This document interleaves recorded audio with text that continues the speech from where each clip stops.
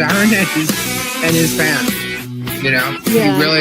I think he built himself up and worked through his health stuff to get to that concert where he sounded fantastic. Warrior Island, a paradise of sun, sea, and second chances, where creators fly in for fame and lawyers fly in for opportunity.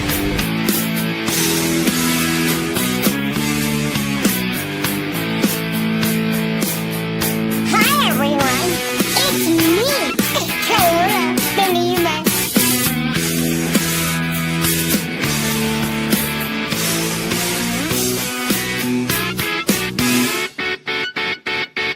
I'm ready for them at this point to say, let's change all the stoplights so red means go and green means stop.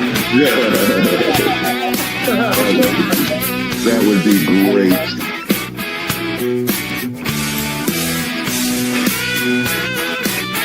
What? Too many? No, I'm sour. Are you sours? Green apple. Yeah.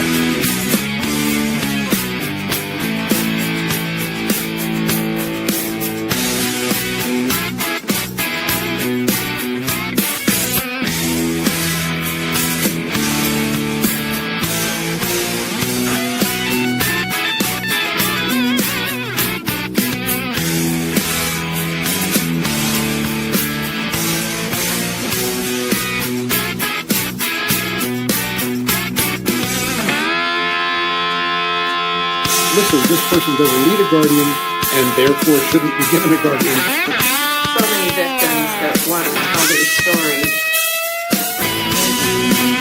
There's a man named Robbie.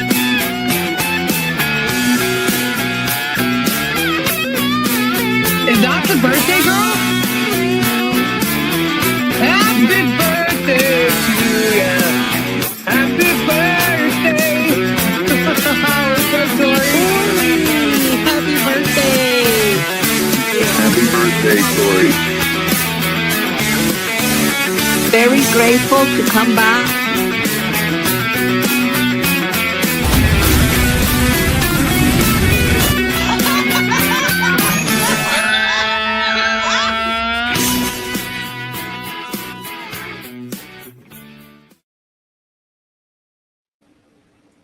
Hey, happy Saturday. Hey, Tori. Hey, happy Saturday. How you doing? Good, how you doing? I'm doing good. Nothing but dealing with a bunch of How you drama. Oh my gosh, Tori, you have missed so much drama. Mama. Oh, So much drama. no. I feel like Saturdays are like a weekly catch up with Tori. It's like we need Yes to update and Tori. no. Just leave it that way. What? Yes and no on the drama, Yeah. on the me Yeah. missing the drama. Yeah, I know. I know you know some of it. Mr. Ray Bone Crusher, what's happening? Pandera, Martha, Bonnie, hey John Cook, Amophia Rose. That's a cool name. I said that last time, I think. Hello. Lori G, Kim, how you doing? Bearded, what's up? Oh my gosh, Joy, hello, you can't keep up. Sandra, hi. Martha Dodd, Gigi Yvonne. Anna, hello everyone. Scampy, what's going on? I just got your email, hun. I just saw it. Hi, Stacy, how are you? Miss Gertie Bird, hello. Harper. Oh my gosh, guys. So much shit. Tease, Donna, hello, Mary Kay. Kevin Jays. Sassy. Oh my goodness. All right, Jackie Ridge. Hey. I see another name every time I go to talk. So lots of drama because people wanted to use my my content again for the upteenth time.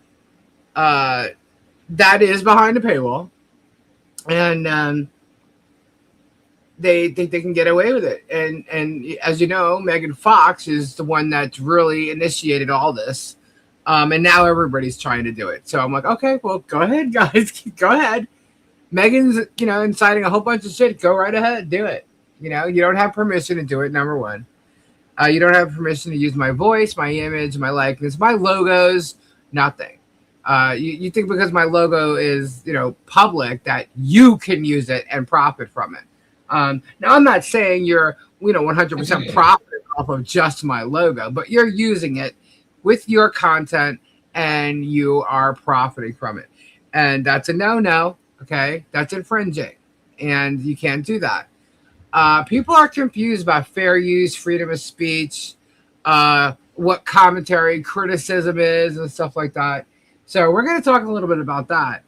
But there's a bunch of stuff going on. Everybody thinks that there was an FBI meeting yesterday. There was no FBI meeting yesterday. I can tell you there was state attorney meetings, though. That's a fact, Jack. Yeah. Sorry. Bill Murray just came in my head. Yeah. But you know, it's just quite amusing. So, Tori, do you remember a long time ago, months ago, there was a woman claiming, we already know about the Carol A with the $1,000 thing. By the way, who wanted to be so secret, now she has a screen name saying Carol A, the bench donor, right? Which at that point makes me believe that is not that girl, because that woman supposedly wanted to be all quiet. And now they're like kind of like a Lisa Lee makes pee or something. I don't fucking know. They're all doing, you know, these sock accounts. And so now there's this Carol A person. That's number one. There's also a Tule's something in a wad. There's Lisa Lee might smell like pee. There's all kinds of stupid ass names, right? So now we have. Are they in elementary school? I guess so, man. It's like wow. I mean, because that's what I remember that from my daughter when she was in school, and my grandchildren when they were in elementary school. How the children would do those kind of things, make up little nicknames of other people. And by the way, I'm like, coughing on purpose. I'm going to be coughing on purpose tonight. We got more cough comments. Are these people like 5 years old or something? I'm telling you, and it's amazing because they're all, for the majority, they're over 45, over 50 years old. You know, because that's the viewing audience, and it just amazes me. But, you know, either way. So there was all right, that when Michelle got all angry and stuff, and Tug went and started, you know, getting people to go on her channel and trying to convince Michelle it was her money and stuff, and they need to get her money from me and all this stuff. There was a woman named Liz Burrows who told Michelle, or commented on Michelle's post, that she gave me $1,800. Do you remember this? This is the No, I don't. Okay. Well, this woman claimed that she gave me $1,800, and I'm like, excuse me? I called her out for How did she give it to you? I don't know. She never said. She mysterious. She also is someone who emailed like mailed $20 bills to you or something. I have no idea. I don't know It's how like a wild guess. she She sent you cash. I have Because no that's idea. what all the liars are going to claim. I sent cash. I have no idea how she sent me this money, because when she said this, I'm like, $1,800. I don't remember like that number coming in, you know, because I remember the big numbers. I remember the small numbers, but there were many small numbers. So if it's a small number, I got to go back and look. You know what I mean?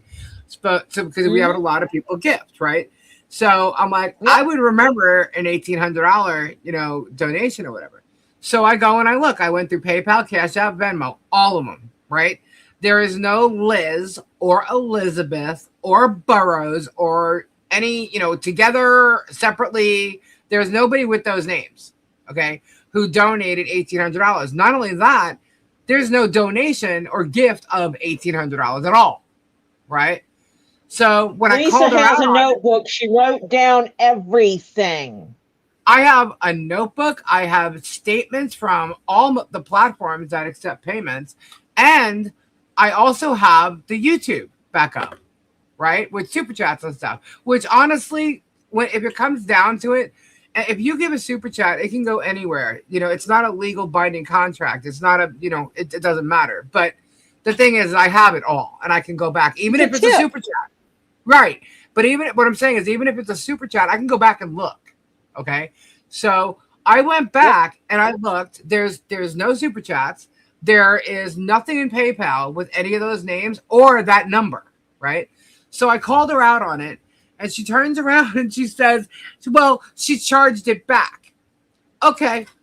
Let's just stop right. And I went over this the other night, but I didn't talk to you about it. So Tori, I don't know if have you ever had a merchant account? No. Okay. Well, maybe you had a chargeback or seen a chargeback or dealt with a chargeback at all ever. I know what a chargeback is. Okay. Well, what happens is when you have a merchant account, you have PayPal, whatever it is, and someone's going to complain and they want their money back, right? They have to, or a false charge, a fraudulent charge, something like that. They have to claim that they want a charge back, right? Now, this would mean that the money had already been deposited in her case, in my account, right? One of my accounts, wherever this may be, I don't know. So you would have record of that transaction. Right, there'd be a record of transaction, and then what would happen is she would charge it back through them, not me, because whoever this woman is, she definitely didn't contact me about it because I don't even know who she is, right? So they would have to charge it back through the company that they sent it through, right? Then the company that they sent it through would contact me and ask me about this specific charge, and I get to respond to it, right? And based off of my response, they decide whether it's a legitimate chargeback or not, between what she said and what I said. And they decide what they're going to do. They'll either give her the money back or they won't, right? Well, there's been no chargeback either. So it's like, what did you charge back? And let's just say you are 1,000% correct, Ms. Liz Burrows, whoever the hell you really are. What are you complaining about if you got your money back, right? So I don't know who this person is. Is she trying to be fraudulent and trying to get extra money? You got me, right? So this was remember when Michelle left my chat, freaked out, and then started saying a bunch of shit because we told her, she should be saying things, right? That's when this happened. Immediately, and this is what they do when they find out or think or that someone's flipping on me. They go after them. We got your back. We got your back. Come talk to us. We got your back, right? That's what they do. So that's what they did, and they went after, and Tug had all his people. That's where Bad Tina came from. She went and she manipulated Michelle, and next thing you know, she's got all this evidence now for Tug, which is still a bunch of shit. But anyway, it was during that time frame that happened. Now all of a sudden, because I'm going after Megan for copyright, they're trying to get me any which way they can, right? Now this Becky Lee turns up, okay? Becky Lee is claiming to be, thank you, Starbucks. Becky Lee is claiming to be Liz Burrows' daughter, right? Now, she goes on and posts in Otter Creek, right? Now, I don't know where these people are supposedly from either, but she finds the Otter Creek group or something, and she goes in and posts there that, Lisa Lee, this fraud took advantage of my mother, whatever. I'm paraphrasing completely. Okay, I showed the post the other night. It's in another folder. I'm not going to go get it. But people in here already know. But she said Lisa Lee, and then she knew my husband's full name, right? She thinks my name is his name, which we all know it's not. Okay, but she somehow, and still not. She somehow automatically got an FBI meeting on Friday. And had a meeting. Now, her and her mother were going to have a meeting with, IC3 FBI, IC3 and FBI. Okay. This is going to happen on Friday. And it's funny because all these screenshots and the conversation, they're all taking place on Coop's channel. Coop was showing it, right? But somehow they think I'm mad or something about this guy making his video on members only. I could give two shits. I don't watch Coop at all. I get screenshots and summaries of Coop. Okay. But I find it real humorous that these lies about this FBI meeting and this girl and these supposed conversations are hidden under a members only, right? I'm like, that's kind of funny. I'm like, okay. I really don't give a shit about his members only. I don't care at all. But this woman is lying through her teeth, right? So all of a sudden, she must be real special because of all the reports to the FBI and IC3, she gets a meeting within a couple of days with them. That's not how it works. That's not how it works. And her and her mother are going to go and talk to and not only that, David Rickards is now involved in this meeting with IC3 and FBI or whoever the fuck she's talking about. Guys, did not happen. Absolutely did not happen. Okay. But of course they said it did. And it's going to be a couple of months to investigate. Of course it is. Of course it is. Right? But she has all this proof. All this proof. Where's the fucking proof? Where is the proof that you sent me anything, you gave me anything? You should have all these screenshots. You could screenshot all your transactions. Where the fuck is it? David Rickards pulled out his. Where is everybody else's? Come on, man. Prove it. You're making all these fucking accusations and you're not proving nothing. You're just spewing a bunch of shit. So you know what this Becky Lee person did? She goes to talk to Michelle, right?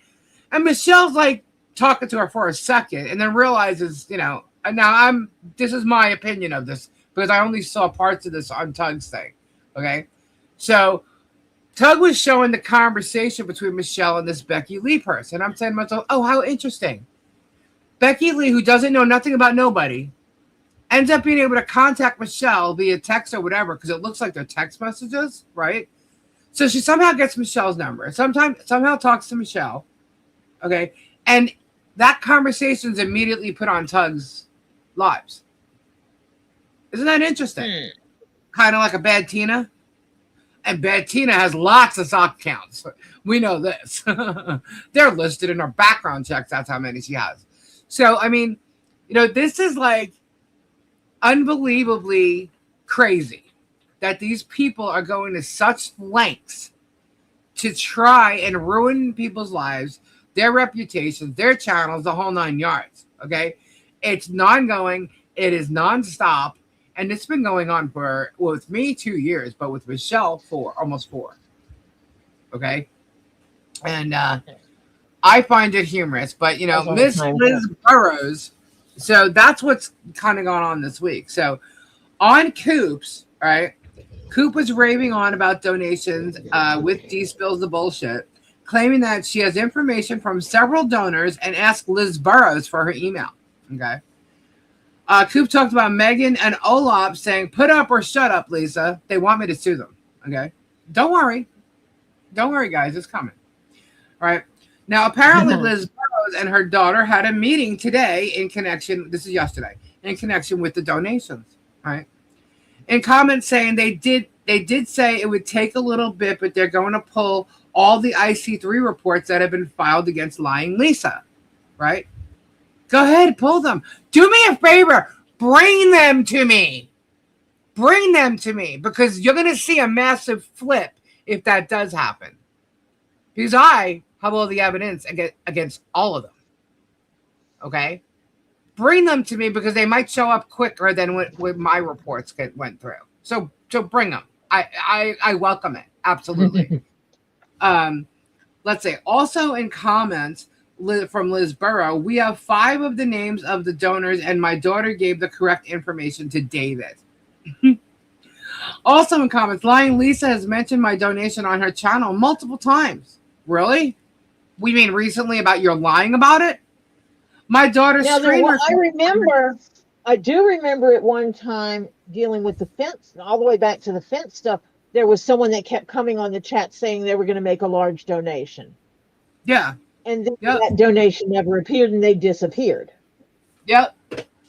Absolutely. Did that happen? No. Oh, you have to hear the whole shizzy shit today. This is crazy. Anyway.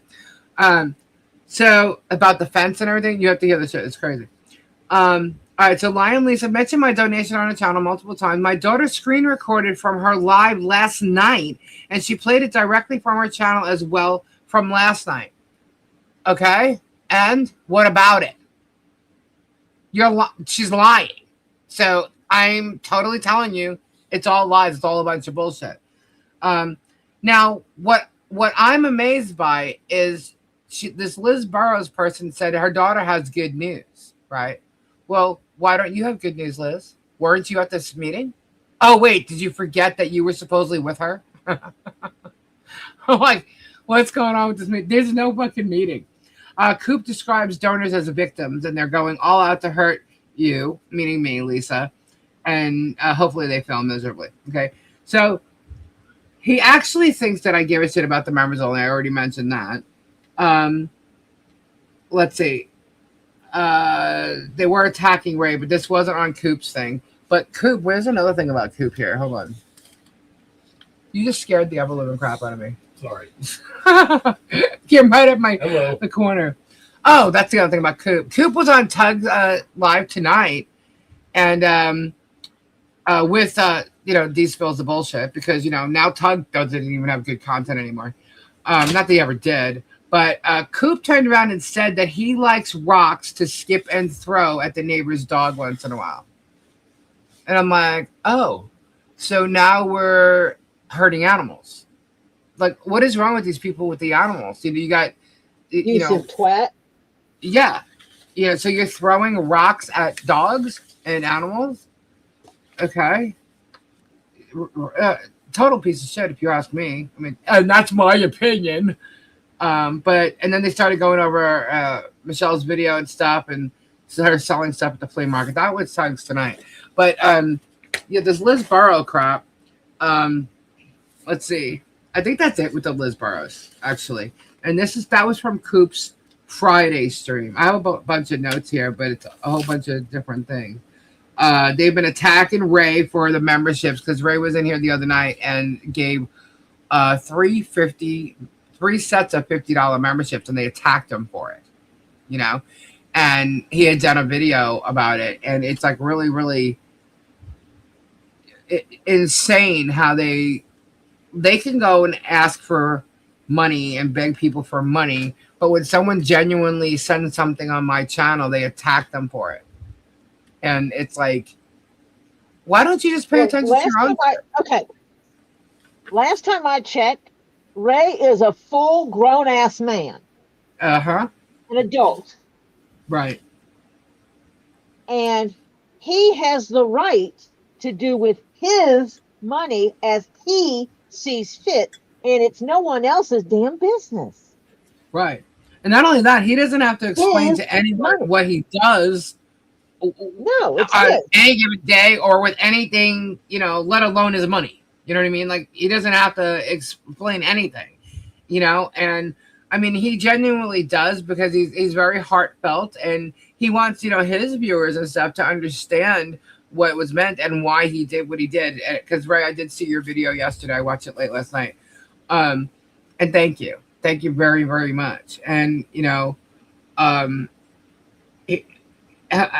just like, I'll tell you this. One thing he did mention, which I kind of spaced, and this will end up starting into a whole other ballgame. Diana. Okay?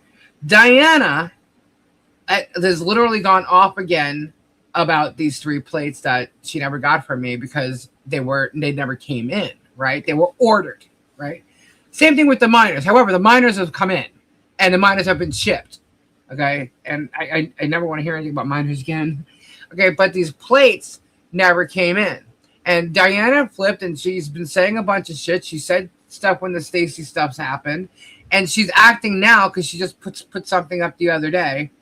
How, she's, never said anything, and now she's just venting, and so she's trying to come after me again, and, blah, blah, blah. I'm like, you know what? Stacy owes me shit. Get my stuff from Stacy in the jars. We're done. I'm done with this. But Ray brought something up, and I was like, oh, my God, that's right. That's right.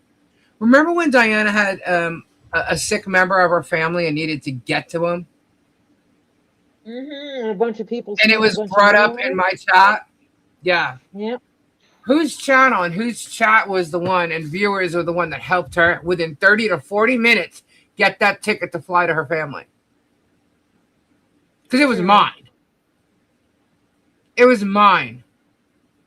Okay? Now, people had concerns because this is the second time people ran to Diana's aid. Right? Now, I believe the first time was through your channel, right, Tori? Did it start through your channel? Being discussed there. Yeah. Okay. We So didn't do it. We didn't raise. I didn't directly raise funds for her. right. Okay. And I didn't either, but we brought people together from the chat, and within minutes we posted her, Cash App or whatever, and Robbie sent money. I mean, everybody went and helped her out. Okay. And she got over the amount of money she needed, and people were a little upset because they saw her buying crystals the next night. Yep. Because she had extra money. Now, another thing people were bringing up is if she needed money so badly, especially for the 2 instances, why didn't she sell rocks that she had? She has plenty of people she could do and sell that. Why didn't she do that? And then she's going to come after me for 3 plates when she knows they were on order and never came in. Sometimes that happens. First, they sent you the wrong ones. They sent you the They 2. sent me the smaller ones, and she didn't want them. I still have the smaller ones. I've had the smaller ones this whole time. Yep. Okay. I remember I was there. I just want to point that out because I was reminded of that yesterday. I'm sitting here listening to Diana. I've never said anything, but maybe I'm just venting now. Yes, she did. Yeah, you did say something. You did. When Stacy and that bullshit went, you went right with them, okay? And you started talking shit about me, about these plates. Did you tell everybody that you got everything else but the plates that were ordered? It's not like I held on to everything in your package. Why would I? You know what I'm saying? Just like the miners here, they were on order and it took 4 fucking months, to get them. Okay. But they already got the rest of the stuff that they ordered. It was just the miners. Now the miners are here and packages are out. So they're going to be receiving them anytime now, with all the new stuff that they've done because we build boxes here. Okay. So, I'm just laughing at this. I'm like, these people seem to forget. No, Diana was not the one with the tires. What was the first thing that it was about, Tori? Her air conditioner or something? Yeah, her air was out. Her air unit was out. It was going to cost a shit ton of money to get it fixed. Right. So, no, the tires were somebody else. And they received the tires, from what I understand, there's a question about the reason why, but I don't care. They received the tire. They needed tires. They got tires. They needed them. They got them. Okay. They needed tires because they needed to go to a funeral or something like that, and then they turned around and didn't go. That's what I heard, that they didn't go. What I was told. Right. I do not know that for a fact. What I was told was we raised money for them to have tires to go to this thing, and then they turned around, got the new tires, and didn't go to the thing. And got gas for the ride to go to the funeral and too. Got gas money to use for the ride, and then didn't go. And so I know there were a lot of people that donated to that person that were pissed off. Yeah. Because they came to me about it, and I've said, not my circus, not my monkeys. Yeah. I have nothing to do with it. Yeah. But they did. They got their tires, and but whether they went or not, I don't know. That's what I was told. So, but I never asked them if they ever went to the funeral or not. The thing is, they obviously needed tires. They got them. We saw pictures of the old tires. We saw pictures of the new tires. So they did need them. Okay. They got them. It is what it is. But that's what we did. So when people genuinely come to us, and especially like during a live chat and there's something going on and we become concerned about it, people care, and this is how it comes out. This is all during live streams that this goes on. This isn't something thought out offline and, brought to people's attention. This is something that happens like in a chat where someone says, they have an issue or they have a problem or something. And that's what's gone on. And we've helped several It just happens. Yeah. That's how the fence came up. Well, actually, hold on. That's not the fence came up in the chat, but it was offline that I said, you know what? Why don't let me go look and see how much these would cost. And then I came back and told them we actually could do that if people, we got people to donate for, per panel, and if we were able to do that per panel, I know how much the posts are going to cost. So I could probably get that. Even if that came out of my pocket, I would have done the posts. You know what I'm saying? So, I knew that we could do that. So if everybody wanted to do that, fine. If not, we could give it to them. They could use it however they want, or I'll send you back the gift card, whatever. But we made it happen, and this was brought up on Shizzy today. You had to hear the shit that this guy was saying. He was playing, see what's going on is they're all trying to play my videos now and get away with it, right? And they're not going to. Shizzy's not going to either, okay? But Shizzy today, because so many emails came through, because he was defaming me left and right, okay? I'm going to go over that later. But anyhow, let me go. So mention that. Now, Tug is going over and over this conversation with this Becky Lee person 2 nights in a row, the same conversation, the same shit. The woman again contacted Michelle the next day talking about, this meeting with the FBI. And Michelle told to leave me alone. Leave me alone. I'm done. I'm not, they're all defending you and showing your shit all over them. Yeah. Who's defending me? Them? They're not defending me. We helped Diane with her AC, her hubby's disability, her father's funeral. Yeah. Yeah, there was 3 times Diana needed help and she got it. And she's going to bitch about someone about these 3 plates. And, quite frankly, Stacy, like I said, give her, I know you're listening because Stacy always listens. Give her my shit that you owe me because Stacy owes me. Stacy got her stuff, but Stacy never gave me mine. So give it to her. I don't care anymore. I don't care what happens, but I really don't care. I come on here, right? And first of all, everybody knows when it comes to me shipping, I ship once or twice a month. That's how it is. Okay. If we're building boxes here, especially with the last crystals that we just basically sent out over the past 3 weeks. Okay. There's 3 weeks worth of sales that we've built boxes up. Okay. I've told everybody the past week and week and a half, actually, that I was getting my stickers from Robbie, waiting to be putting them in the packages. I did that. Okay. Now these stickers are also available part of the bundle to help, raise, money for legal fees. That's what I'm using the stickers for. But the people who got these packages got them in their boxes. Okay. And so that's what we raised them for. I put them in the packages. We wrapped the packages. I sent them out. I didn't even go to anybody about the shipping costs yet. Didn't even do that. I just sent them out. All right. Now I say this, and I let everybody know online on a live stream what's going on. And then I'll get email. Where's my package? Or whatever. Or I expected it today. Well, I don't overnight ship. That's number 1. Okay.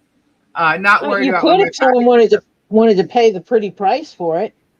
Yeah, if they want it overnight, I can send it overnight. No problem. But I don't send anything out overnight. I said the packages were sent out. And I'll get people like that. Now, so I understand if you're expecting something per month. Okay. I completely understand that. But these are orders. These are things that I did not have here. I showed the minors. I said I only have 3. I'm ordering more. If you want them ordered, let me know. Okay. I've received 1 person coming at me about them this whole time. Now I just kind of received another one. So, it's like, okay, look. If that's the way it's going to be, everybody knows who buys crystals from me. I ship once or twice a month, depending on whether it's just giveaways or if I'm actually selling crystals. Because for the longest time, I wasn't selling crystals. Okay. If you're going to have a problem with that, please do not. And I'm just saying this straight up. Please do not purchase my crystals because that's how I do shipping. I don't sell crystals often enough to do the mass shipments. You know what I'm saying? I'm starting to bring my crystals back in, and so that's where it's going. But I don't do them often enough, or was doing them often enough, to be sending the packages out every time I sold something. I do 1 major shipment bundle per month, unless there's nothing here, and then I do the giveaways. Okay? If they're giveaways like pull tabs when we're ordering big stuff, well, that big stuff has to come in order for me to send it. Why? How are you blocked? Kim, you're not blocked. I see you. I don't know. I literally just saw that one message right there. But anyway, so that's how it goes. That's how it runs here with me. Okay. And it doesn't mean it's like that for everybody else. Robbie sends packages out weekly. or bi-weekly. Nope. He's about every 2 weeks. Now he's Because I just bi-weekly. asked him about shipping, and he's shipping Monday. Yeah. It takes time to package and box all these up, so I do it all, pretty much in one big lump sum. It's massive. It's easier that way, to be honest with you, but it's not going to be that easy with Whatnot. So that's a whole different ballgame. That's a whole different story. Whatnot, you got to send that shit out 1, 2, 3. So, but anyway, so back to Tug. So Tug's sharing the same bullshit over and over again. He posts. This is what cracks me up, and Tori will laugh at this. And you can even go and verify it because you have email from Only Me. Tug is showing email from Only Me, right? Saying it's from Only Me. And in this email, it's like a line, .. line, .. line, .. And it's just funny how the way this email is laid out, this is never the emails that I get or got from David Rickards, right? I've never seen an email of him typing like that. Where it's a line, .. a line, .. It just constant line, .. Like every sentence he says is .. afterwards. I've never seen that before from him. I'm questioning whether that was even an email from him at all, because everything in the email, why is he emailing you that shit and not emailing me his thoughts or concerns? Why is it all these screenshots that are shown that they're saying is evidence, which it's really not? Why is it different names? At best, it's hearsay. Right. But it's like, he's never come to me. He knows how to contact me. He absolutely 1000% knows how to contact me. He sure as fuck knows how to send me money in PayPal. This guy knows how to contact me. Okay? And if he couldn't get me for whatever reason, he knows how to get to me, which would be through Tori or Robbie, because he did that once. Okay?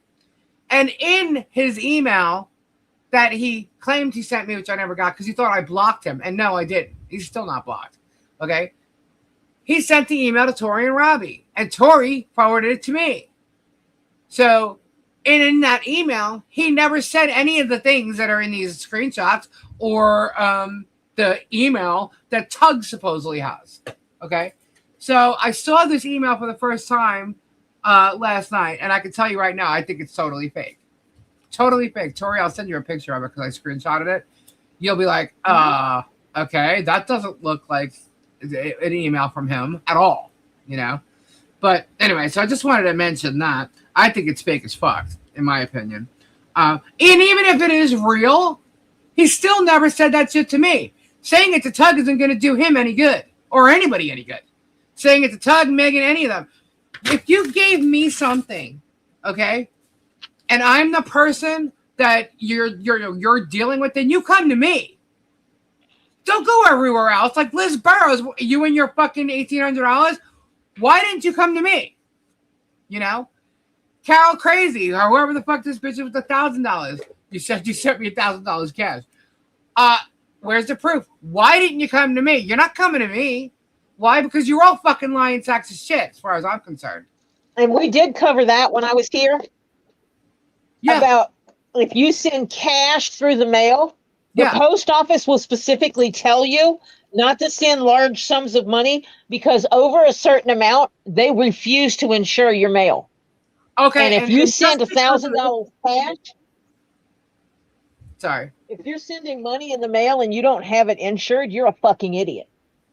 Okay. Now, I want to also... my opinion. I just want to also say something about this, okay? Now, some people have...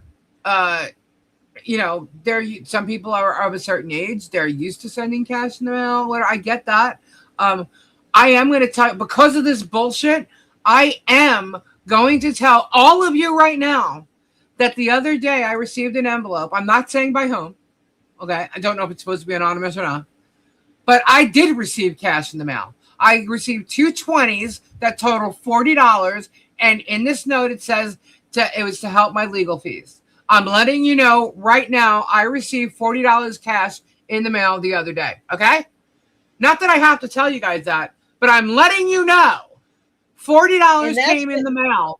in case And that's anybody, which within- I doubt will ever come up, but in case anybody wants to question it, I did receive $40 in the mail, and I know exactly who it's from. Okay, just so y'all know. No, Not dear, that I- there's actually a limit on sending cash. Right. There's a limit. Then it's a low limit. It's far below the $1,000. I looked it up last time I was on Lisa's Live. Right. They won't guarantee that your money is going to get to its destination. Right. Nor can you hold the expected receiver responsible for it, because there's no guarantee your money is going to get pulled, is going to be delivered. Right. Yeah, It's gonna be it is what it is, kind of thing. 2 zeros to it. I know. But anyway, look, they're bringing up the fence. They're bringing this. The barn wasn't this. He starts showing my proof of the money that Rickards came in, like with the barn, the fence, and this to that. And it's like all this stuff is done, except for the barn. You want to blame me for the barn not being done? Yeah, okay. Again, we'll go back to the supplies permit. in the barn. Oh, and hold on. First of all, there's lumber there waiting to be framed. They're still freaking there, guys. Okay, if I had no plans on doing any of it, it wouldn't be there. I wouldn't have even put that there. I mean, it's Hot crazy. water tanks. Yeah. Oh, you had to hear Sizzy today. Tori, I almost want to tell you to go watch the lies that he spewed between the fence, the barn, all of it. He literally said today, he defamed me to no end, and then tries to say, oh, it's just my opinion. We're going to talk about opinion and criticism and fair use in a little bit. But I'm just going to be proving how much these people are so wrong and going to find themselves in a sticky mess here. Okay. But he literally said that I am the reason that Michelle and Harley were living in a shed. I put them in a shed. No, they were living there before. Yeah. I'm like, hold on. What? This guy has no idea the story that he's even talking about. Okay. He's talking about, me mentioning or saying anything about a fence, and that I should know. I don't know how to build because, I would know about the post beforehand. I knew about the post beforehand, you dork.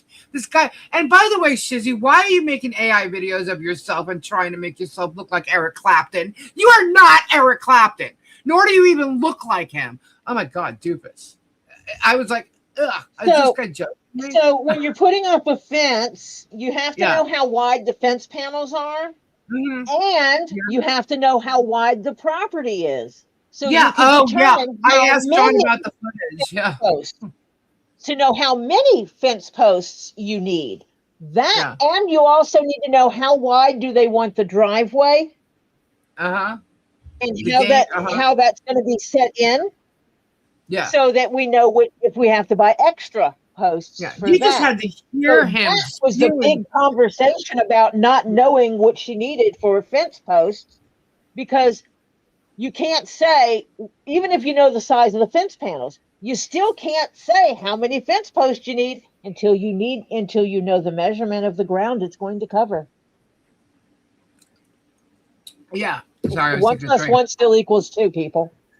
What he is doing is he's taking a video, and it sounds like it's the video when Michelle went off on me, and I said, okay, well, let me start speaking some truth here, because nobody knows what goes on backstage. No one knows what goes on behind the scenes or what you're dealing with behind the scenes, okay? So I believe that was the video that he pulled. So what he's doing is he's playing my voice, okay? Now, he's acting like it's public concern and fair use, and guys, it is not. And it is clearly not if you listen to what he's saying. Because he's defaming me. That's malicious intent. He played this shit maliciously to defame me. Okay? That's where it changes out of fair use. Okay? And criticism or commentary. That's where it fucking changes. And that's what all these people don't seem to realize. Oh, fair use is fair use. I can comment. I can criticize. That's what fair use is. Well, guess what? There's a line drawn when it goes into harassment and defamation. Okay, and dehumanizing people. And you've all crossed that line. Not just once, several times. And that's where they're all not getting it. So keep talking your shit. Keep doing it even more because it's the pattern that's the proof. So you are just continuing that pattern. And thank you very much for helping me win my case. And that's against all of them. And they don't think I'm going to do anything. Shizzy was nasty with his comments about you. Oh, I know. I got them. I saved it. I downloaded all their videos. It's okay. I got it. I got it all. Okay. But you had to hear what he was doing, right? Now, one thing they try to do with the commentary is they play a line or they read a line or two, they stop, and then they talk. They do that to prove it's fair use, right? This does not work when they are harassing, dehumanizing, and defaming you with lies, okay? And they can sit there and they can say, oh, it's my opinion, right? Well, it's your opinion, fine, when you're like saying, I think blah, blah, blah. But when you're stating things as fact as if they're true and then throwing your opinion onto that, no, that's defamation. So there's a difference between saying these people are acting like 12-year-olds versus saying these are 12-year-olds. Yeah. Yeah. Oh, this guy is like ridiculous, man. He is jumping on the bandwagon, and what his problem is he's listening to Megan or Tug or Jay, right? He was commenting on Jay, so he was definitely listening to Jay, right? But and I'm talking about the entire story, right? He doesn't know the entire story, so he's playing one line of words I said from a video, taking complete context out of it, not even what it's really about, and he's saying so. Oh, so it's not. Oh, so that means it's not. It wasn't Michelle Spence. It's not Michelle Spence. Of course, it's Michelle Spence. The fuck are you talking about? And then I say something in my video about Michelle had nothing to do with it.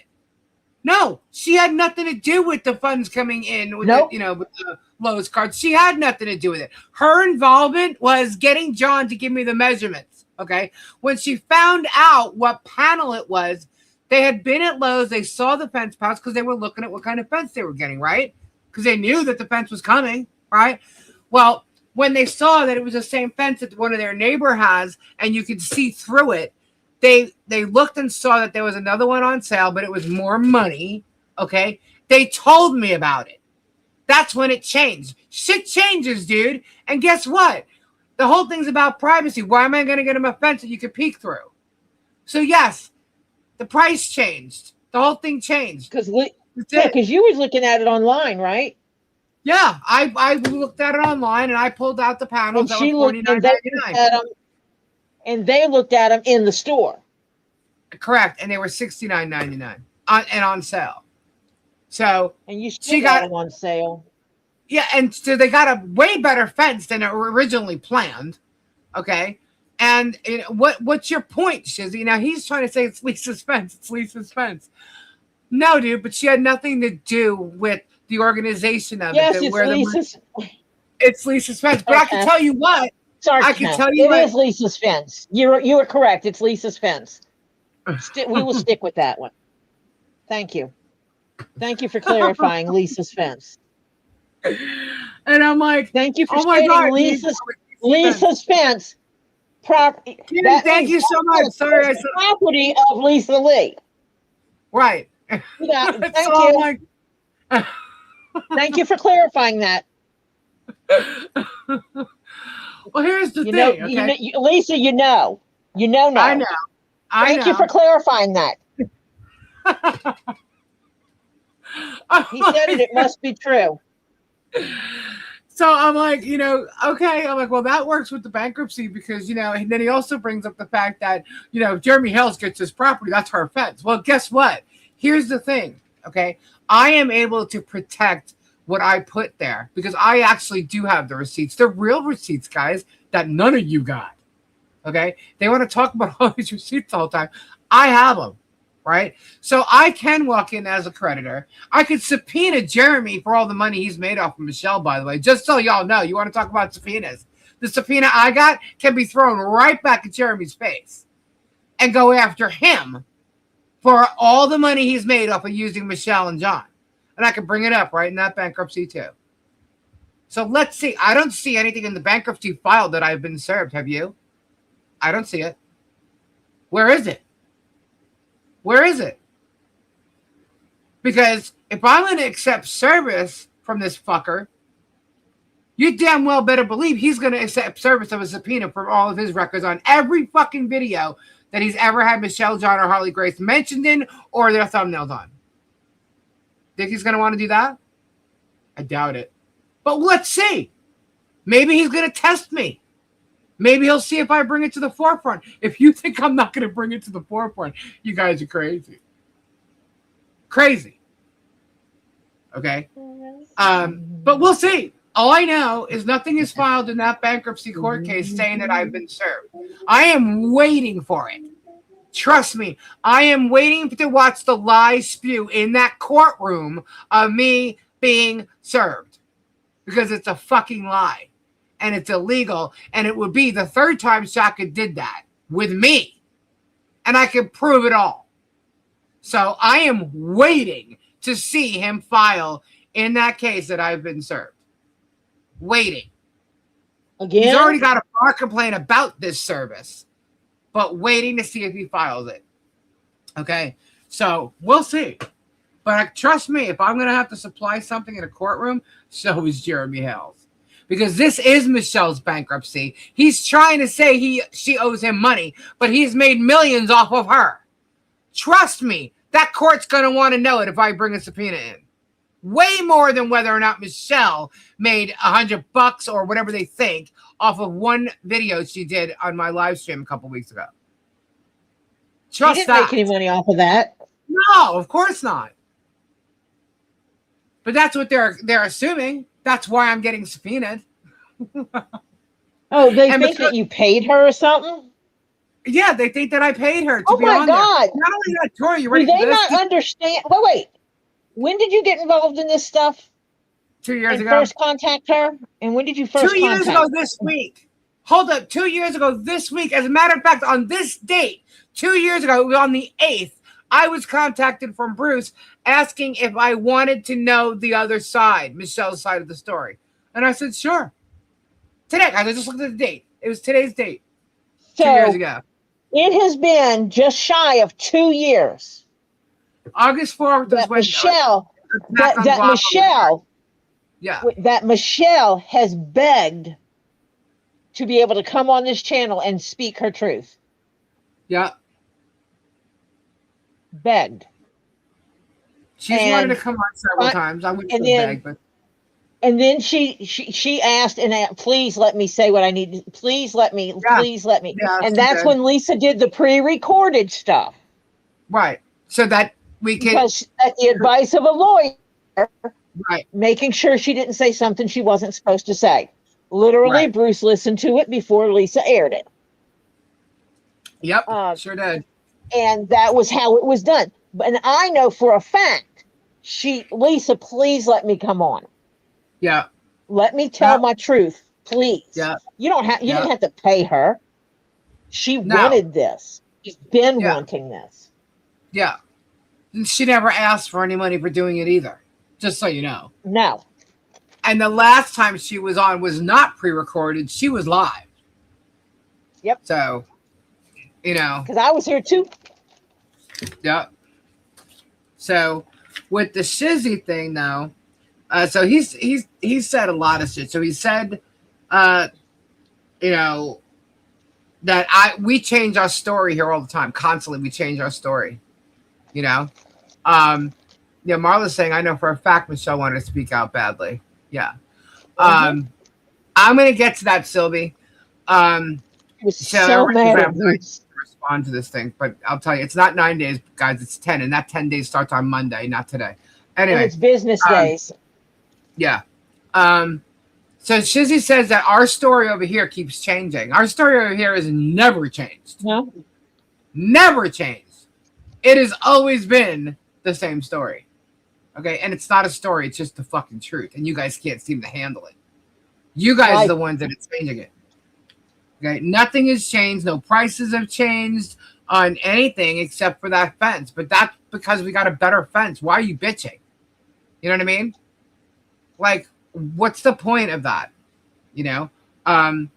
He was not involved nor was, any of his minions. So why are they even bothering to even talk about it? And I'm like, well, look what he's doing. He's skipping shit.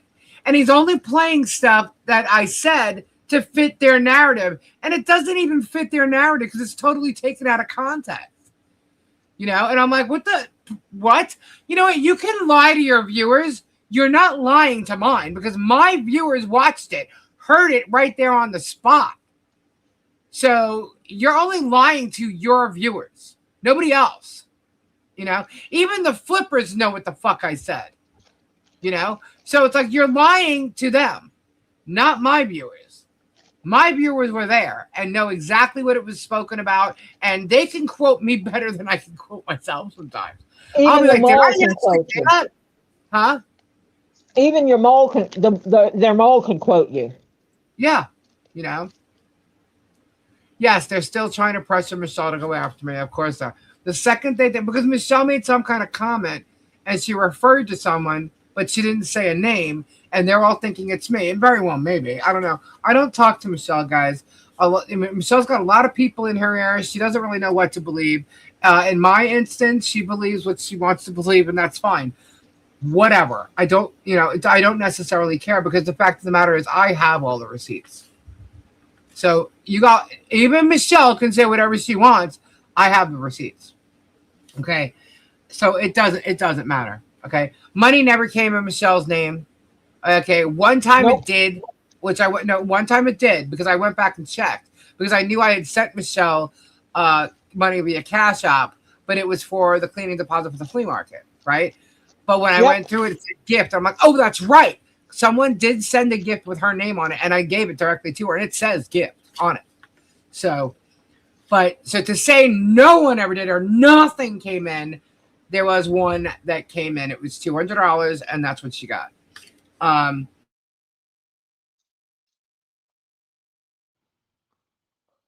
that $200 is below the level of money that she's allowed to receive as a gift without reporting it to Social Security, folks. Check the laws. Just saying.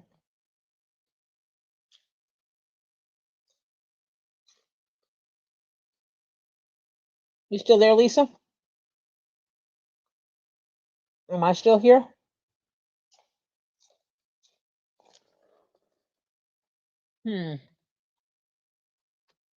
Maybe I'm here.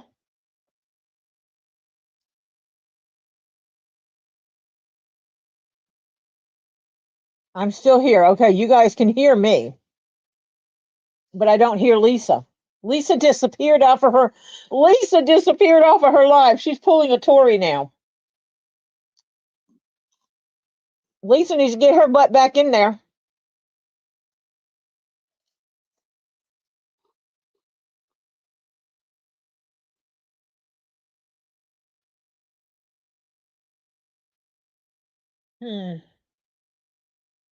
She said she'll be right back. I was just getting ready to text her to tell her to get her butt back in here. And she's texting me going, I got kicked off. Be right back. So we're going to sit here and chit chat with you until Lisa gets back in here. Don't recommend trying to show your typewriter who's boss when it comes to writing. Because I was pressing the letter. And it decided it wasn't going to put ink on the paper, so I backspace. And I'm like, letter. And I'm pressing hard enough, but it's like, nah, I'm not going to push ink onto it. So I'm like, backspace, letter. And the third time I did it, I jammed the edge of the key under my fingernail.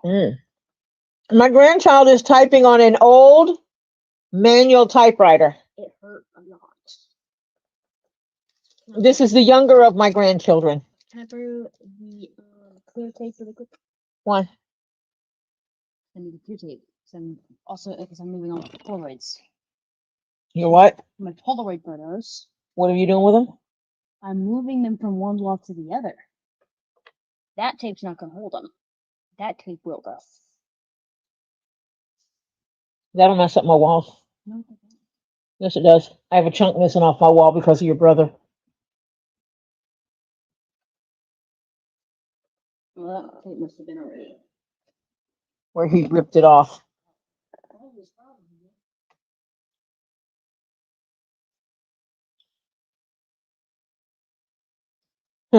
No, we don't have any liquid paper.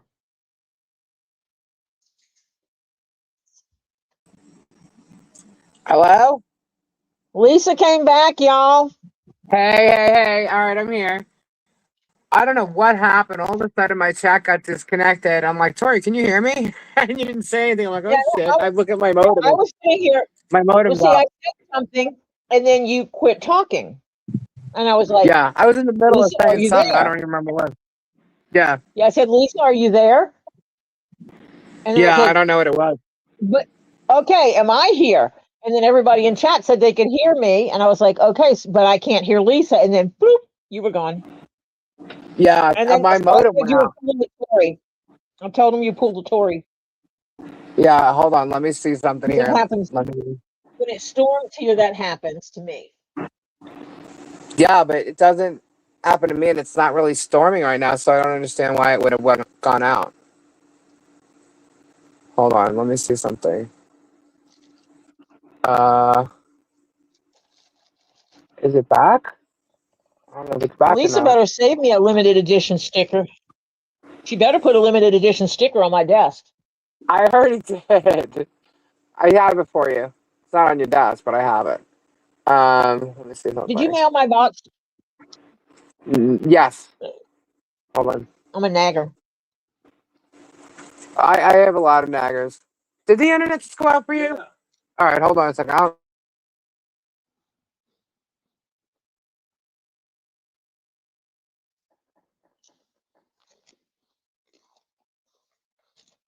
I cannot remember which typewriter we got, Oliver.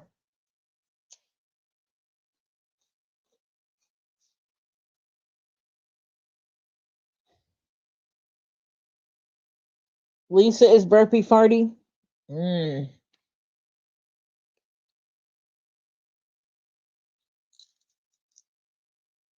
Normal is a setting on your washing machine. Nobody is normal. No one sounds normal. Hello, can you hear me? Yeah. Okay. Can you hold the chat for a minute? Well, I'm going to try and see if I can find out what's going on. Oh, hold on. It's back. It's back. It's back. Okay, I don't know what happened. Let me see if I can get back in on my regular thing and not on my phone. Hold on. Okay. Monica Leo, yes. That's why we got it. We were at an antique mall, and Oliver saw it and was like, oh my gosh, I would love to have this typewriter. So we stuck a piece of paper in it and ran through the letters to know that it typed and everything. Hello. I'm back. Okay, So I'm going to you're leave. burpy farty. You're burpy farty when you talk on your phone. Oh, all right. I'm burpy farty. Because that's what they said in chat. That they said your voice was burpy farty. Oh, I'm sorry. Sorry, guys. And you didn't sound like yourself, but now you sound different than what you did just a few minutes ago when you were on your phone. Okay, so am I fine? Am I good now? Yeah, you're fine. Lisa's phone was burpy farty, not Lisa. Yeah. Burpy farty is Robbie, not me. But I guess we can all be burpy farty sometimes. I guess it's just a phone. Yeah. All right. So I was in the middle of the whole Shizzy thing, I guess. Anyway, but he's going line by line and commenting and then stopping, taking everything out of context. And, you know, he says that we change our story. No, we do not change our story. The only people changing the story is them, and it's all to fit their narrative. But he starts talking about how it's Lisa's contract or something with the. I'm like, there's no fucking contract. What are you even talking about? I have no contract with nobody. Yeah. Okay. Well, actually, that's false. I actually do have a contract with the person who's going to frame it, but you know, that's not happening at this moment. So, but you know, they're trying to say that I am against free speech now because of the copyright stuff going on. And that is absolutely false. Absolutely false. Okay. He was, you know, Rosalind Duke. I'm going to get to Rosalind Duke too. Anyway, they're picking out my videos and they're trying to use it. They're trying to like use my own words against me, but they can't because I stick to my words. Okay. But if I'm talking about a specific subject, like in this instance, we were the one thing he was playing. We were talking about something going on with like using Michelle's images and stuff like that, and what's going on now is the harassment, the dehumanization, the defamation, using my content while doing so, things like that, and stuff being behind a paywall. Okay, they think because they could use it even if it's behind a paywall, and the fact of the matter is, no, you can't. Okay, they think if it was public at first, but then not, that you could still use it. It doesn't matter. There's a pattern of harassment there, and it was behind a paywall. I'm in control of my video, not you. And my videos are copyrighted. When I tell you they are copyrighted, they are fully copyrighted. Your stuff is copyrighted the second you publish it, okay? But you also publish it and copyright it with the government. And mine is. Get over it, bitches. So if you think you're going to be able to use something that is copyrighted with the government, think again. Think again. The only person who can actually determine fair use is a judge. That's it. Not Megan Fox, not Shizzy Dumbnuts, certainly not Tuggy Mites, none of them. Okay? Isn't free speech meaning using your own speech, not someone else's? That would be correct, Kim. You are absolutely correct. Tori, you there? Oh, shit. Yep. Am I still here? Oh, there's also a thing. Yes. Okay. You're free to say what you want to say. You're free to say what you want to say. What you're not free from is the consequences of your actions and the consequences of your words. Exactly. Exactly. So if in the process of exercising your free speech, you break the law, you suffer the consequence of that. Right. Yeah. Now he was talking that I installed the heater, right? The heating elements, right? What heater? Yeah. What heater? On Michelle's property. Now, you purchased a heater. I installed them and did them incorrectly and was too lazy to return them. Okay. Where did you install a heater? Yeah, I did not install no heater. There was no heater to actually be installed. There's an element, okay?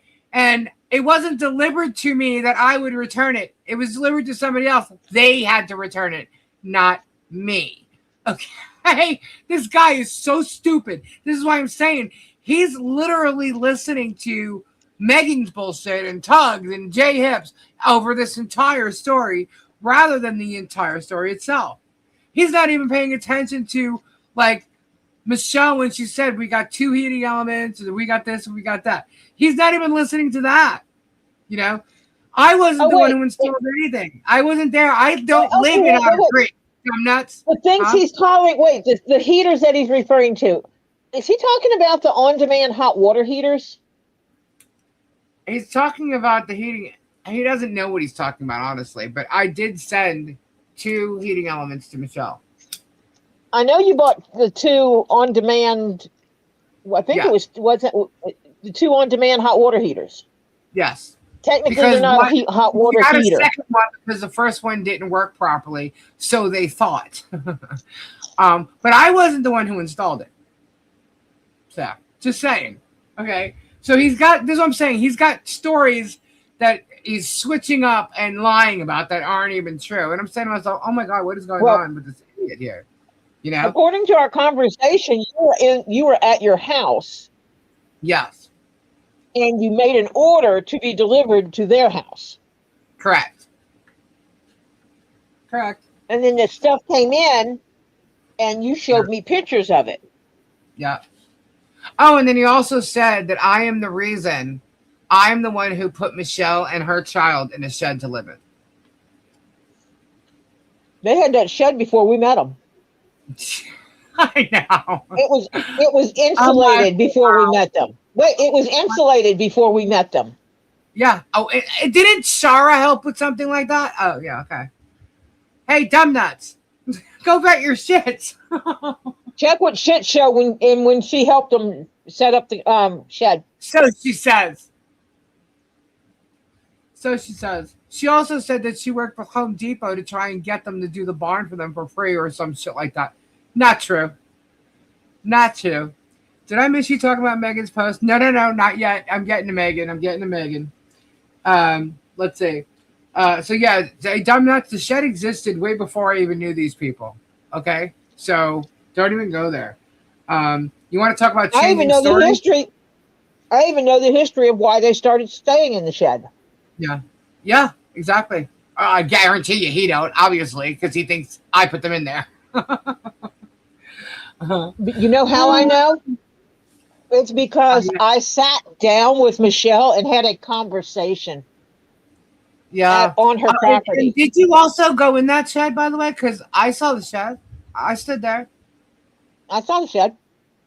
Yeah, isn't there there's insulation, there's electric, there's refrigerator, there's cooking, bed, everything. I mean, that's a pretty big shed, don't you think? You know those tiny homes that people live in when they live off the grid? Yep. Why is that legal, but all of a sudden Michelle doesn't? Can someone explain that to me? I don't know. Just well, you can live on the grid in them because hers has full electricity and everything.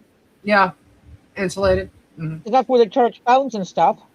Yeah, she even has a shed that looks like it's a little house. You have the little fence thing there and stuff. Yeah. Yeah. But anyway, he starts talking about me suing my neighbors or calling the police on my neighbors. I constantly call the police on my neighbors.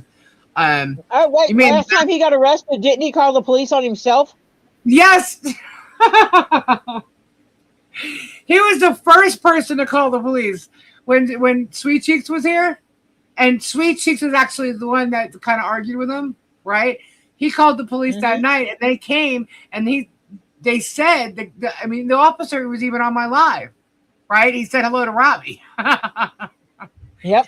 But they came, and obviously the guy across the street was high as a kite, right? That was the first incident. And why did that incident happen? Because he was pissed off that his ex-girlfriend was sitting in my garage.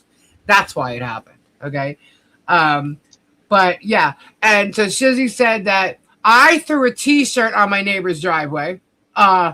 Wrong. No. He actually threw a shirt at my truck. Okay. And it was on my driveway. I kicked it to the curb, which is what Megan talks about. It's not even on her property. It's in the street. No, I kicked it into the street off my driveway. Okay. He threw it there. There's video of it, Megan. I'm sorry you didn't get to see it. But I'm calling on him. Meanwhile, I have this guy on my cameras at 5 o'clock in the morning up underneath my garage door by my truck, literally against my house, looking underneath my garage door on my driveway when there's a trespass thing against him. And I have him on camera doing it. I'm the one that's calling the police. This guy threatened to kill me. He's waving machetes at us. And I'm the one calling the police. And really? Okay. I'm sorry. When you have people, he thinks, oh, by the way, he thinks I called on him because of My Little Pony, Tori. No. That's not why the police were called on him. No. That's a whole different ball game. She was having problems with him well before then. Yes. Lisa had problems with him before Lisa and I ever met. Correct. No, before I ever stayed at your house. Yeah, I was gonna say before you stayed at my house. Yeah. How about the fact that what about the time that him and his friend were standing outside looking through your truck windows to look onto my patio to stare at your grandchild? Who was a minor at the time. Who's a minor, yeah. How about that? No, we shouldn't have called the cops then. Or the next morning. We didn't, yeah. But I threatened to. I told them if they didn't get the hell away and quit perving on my grandchild, I was calling the cops on them. Yeah. And how about the last time when he was threatening your other grandchild? Remember, you had to go over and talk to his dad? Yep, my grandchild went over and talked to the boy to his dad. Yep. Yeah. Yeah. Well, they don't think I'm going to sue anybody, and I know she's not going to sue Megan. I know she's not going to sue Jay. I know she's not going to sue this one. And, file it, you fat fuck, he says. I said, okay. Shizzy. But no, the last time he was What a arrested, dumb that you really are. the last time he was arrested, he called the cops He did. because Gabe yelled at him about him hitting Squat Kidding. Pump. Yep. Mm-hmm. And Gabe yelled at him about, you want to hit somebody or whatever he said. I don't know. Come hit I'm me. just guessing what Gabe would say. I know Gabe well enough to know, you want to hit somebody, come hit me. Right. Quit hitting on the girl. And Yeah. and the cops came and they questioned. 3 days later. and 3 Gabe days said, later, he called. He called 3 days later. He hit her. And the cops like, oh. Uh-huh.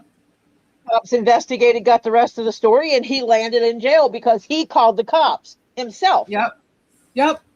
He called the cops, tried to blame something on Gabe. They came over to talk to Gabe. Gabe says, well, you want to call that a threat? I mean, I guess. I don't know. He goes, all I told him is if you want to go and hit your girlfriend, why don't you come hit me? Because he hit his girlfriend. He goes, yeah, he didn't tell you that part, did he? He goes, no, he didn't. He goes, tell me about that. So he did. He went over, talked to Jeannie, came over and talked to me, went back over and asked Billy about it. Billy denied it. Then he came back over and talked to me. And I said, you can ask her uncle. Her uncle was right there. He's in the house across the street. Go ask him. He was right there and saw it. They saw the whole thing. They went inside, talked to his uncle. The uncle told them the truth. They went and arrested Billy and put Billy in cuffs because it's an eyewitness to what he did. Yeah. And I have the video after he did what he did of Jeannie coming out of the house and coming in. I was live when that happened. And I have that video. And I have pictures of her neck from him strangling her. Choking her. Yeah. So, and they want to sit there and say an innocent guy's in jail. Why? Because, he has an issue with me and they're against me. So now all of a sudden Is he back in jail? Is he back in jail? No, he's not in jail right now. He's not in jail right now. He is on a GPS. He does not live across the street. He's not allowed to come over here. And he's not going to, if he doesn't go to jail once this, trial's over or whatever, he's still not going to be able to come back here because there'll still be a restraining order against him. So he ain't coming back here. He thinks he is, but he's not. So, and I know he thinks he is because his father thinks he is. So doesn't matter. Yeah, but all I can say with Shizzy and what he did today, defamation, let alone copyright. Defamation. Okay? Under the law, truth is an absolute defense against defamation. If an individual makes a statement that is substantially true and backs it up with verifiable evidence, public records, or official documentation, that statement cannot be legally considered defamatory, no matter how damaging it is to the other party. Well, guess what? Shizzy, you don't have that because the truth is on my side. I'm the one with the proof of everything. You're just following some stupid narrative from a bunch of other dumb YouTubers. You're all dumb nuts. Okay? But the facts are, he's trying to convince his own viewers, not mine, right? So let's just talk about this just for a moment. Did you guys know? Now, I have 3,800 subscribers, right? I'm definitely not a private person, but I'm not what courts consider a public figure in the legal sense, of it all. Now, here, as a matter of fact, I got it right here. Public figures are celebrities, politicians, or people who have thrust themselves into a public controversy in a big, visible way. Big, visible way, public controversy? Some courts recognize limited purpose public figures, which might be what I am. People who are public only in a specific context. If your channel covers controversial topics, possibly. It's possible you could be seen as a limited purpose public figure in that niche, but it's not automatic, okay? Now, what is defamatory? False statements of fact. If he says things like, and this is just for instance, okay?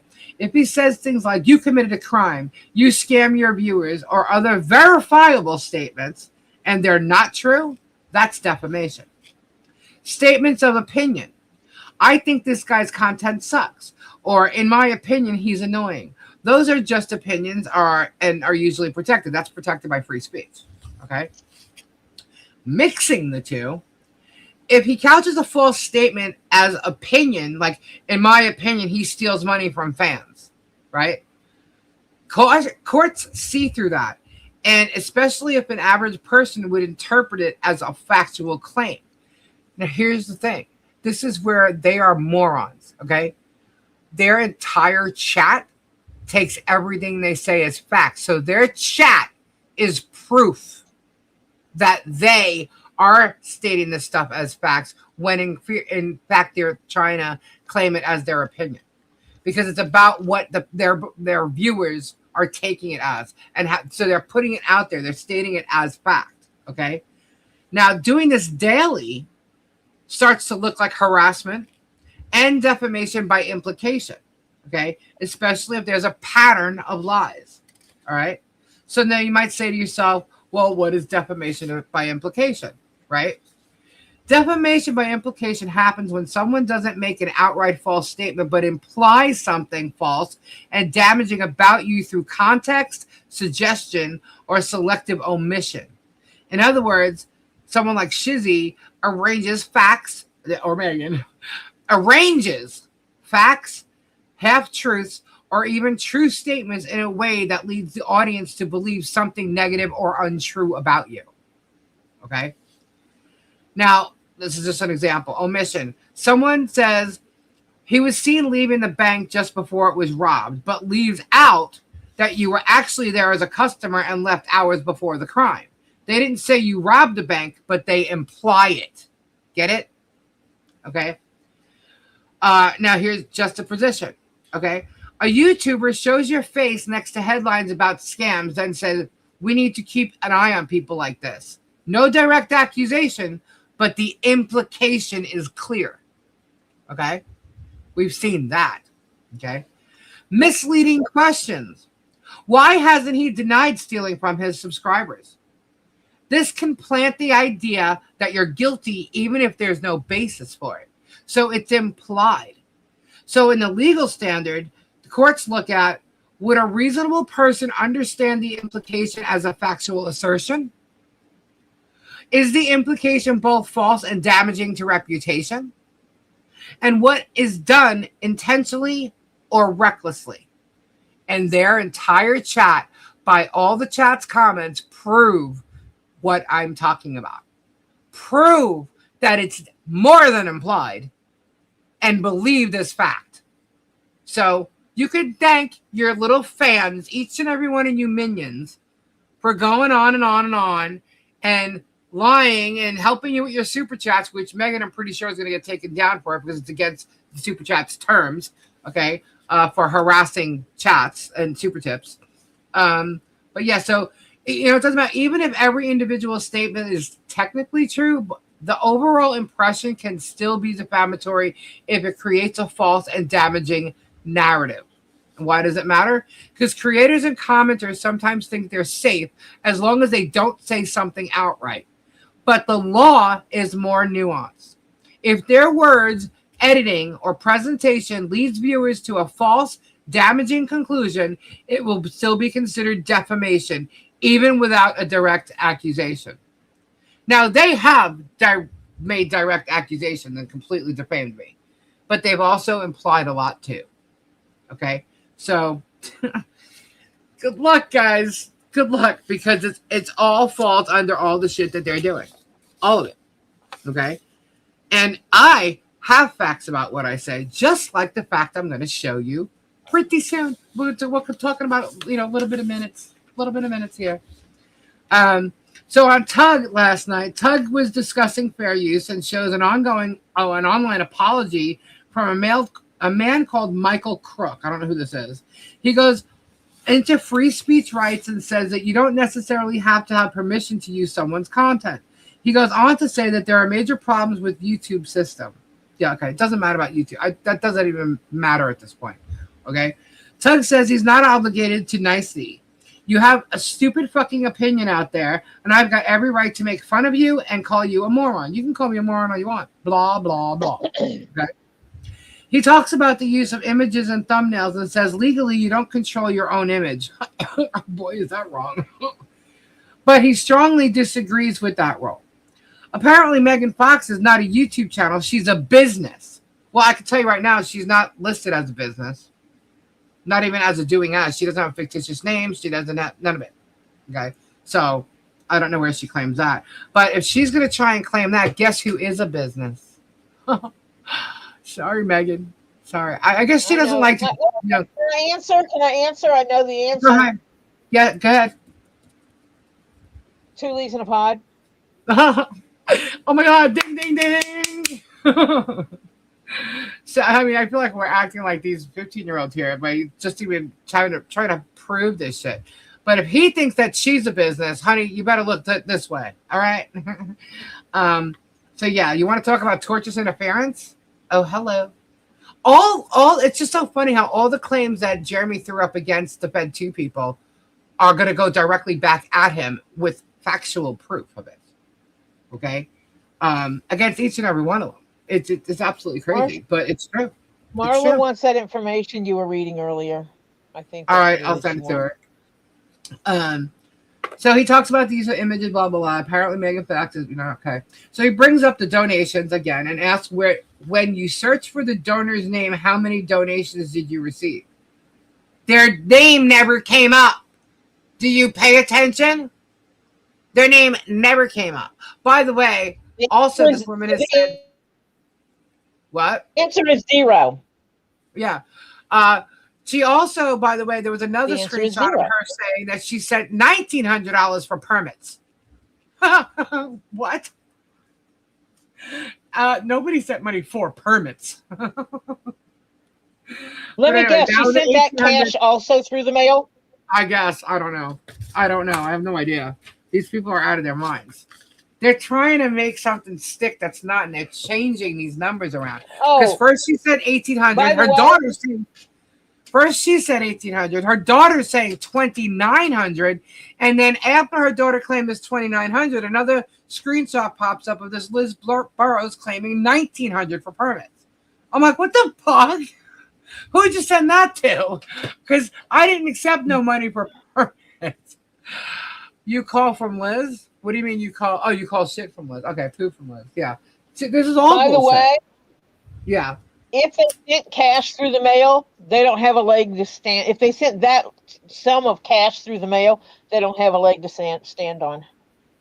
Yeah, I didn't receive anything like that. So I'm like, this is insane. You know what's funny? This is 2 years ago. Because if they did, it's in a postal worker's pocket.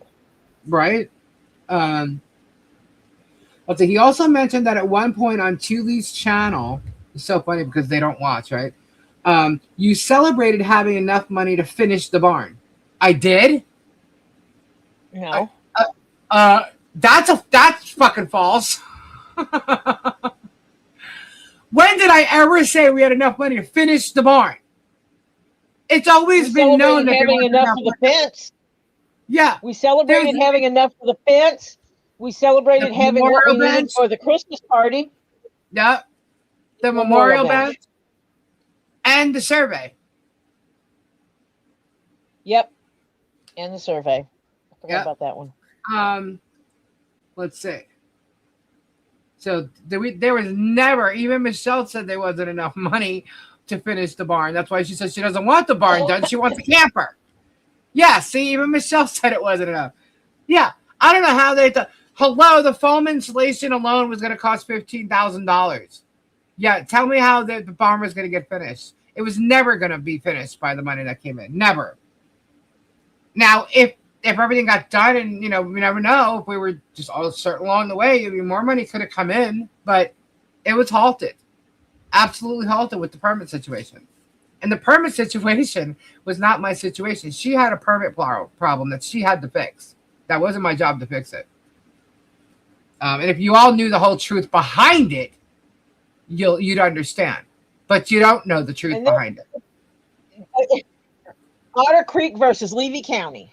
Exactly. And when you call up the building department, you ask them why their permits couldn't be extended, they're going to tell you that because they've been extended before and no work has been done on the property. I met Michelle 3 months before her permit was going to expire, but I only knew that it was going to expire 3 weeks before. So This is not on me. Okay. And the issues of getting new blueprints and the reasons why are not exactly correct. So, because we verified all that. So, yeah. So, there's a lot going on that people just don't know. All right. So, anyway, the thing is, I'm still here, guys. I'm still here. Now we're just waiting to see what's going on with the bankruptcy, to see what needs to be corrected and taken care of.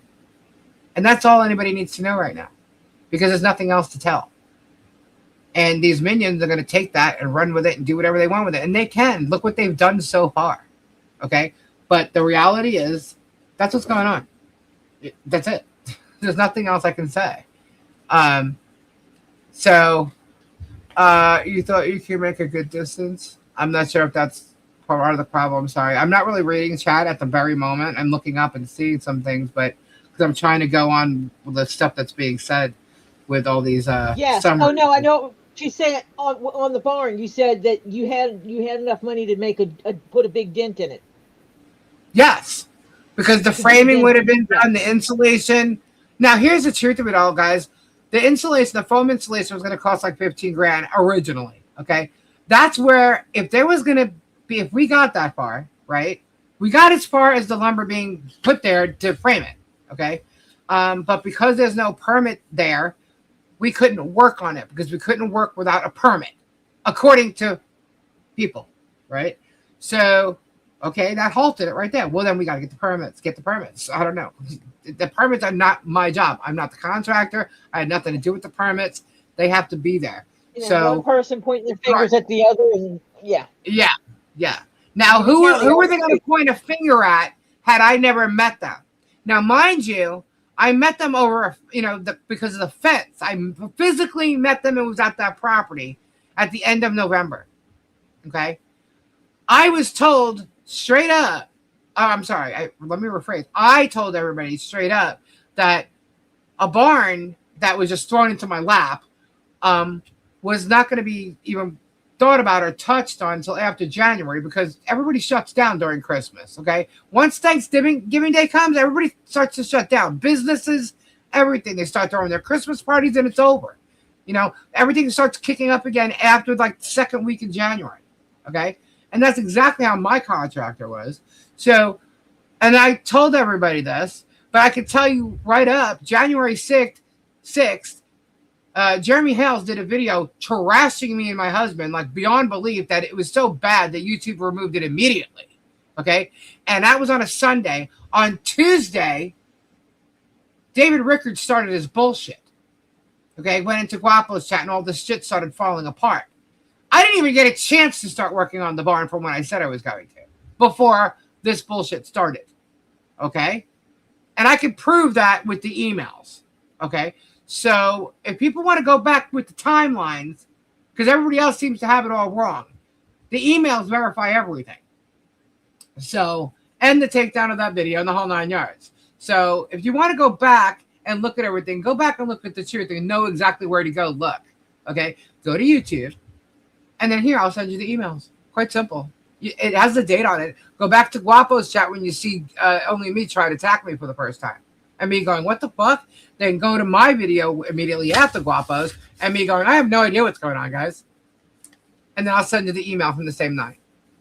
And then you will not be able to see another email from David Rickards after that until he messaged Tori and sent her an email that Tori forwarded to me. Hey, Todd, what's going on? So all the other shit that went on in the middle of it or whatever never came to me. Never came to me, and he's got to come to me. He was included in that email. He was included in me forwarding that email to Lisa. Yep. Because I wanted to verify that David. I wanted to make sure, 100% certain, without a reasonable doubt, David could not say he did not have Lisa's email. All he had to do was hit reply all to my email, and he would have had her right there talking to her. Yeah. And by the way, David Rickards knows damn well that wasn't enough money to finish the barn. Okay. So, he was a big donor to, you know, gift that to me for the project, but he also threw that project in my lap. I never said I was going to do a barn anywhere. He threw that project at me. Okay. And then other people, you know, decided to help with that. But anyway, I have never said that there was enough money to complete the barn. So Tug's lying, and no one else could ever say that I said that either. So that's Tug's Friday stream. They can't prove you did because you didn't.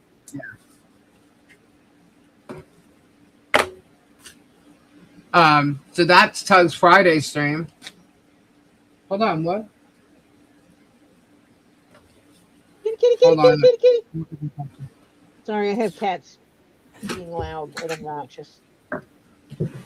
All right, so then due to all this copyright stuff, so he talked about that in the beginning of it, right?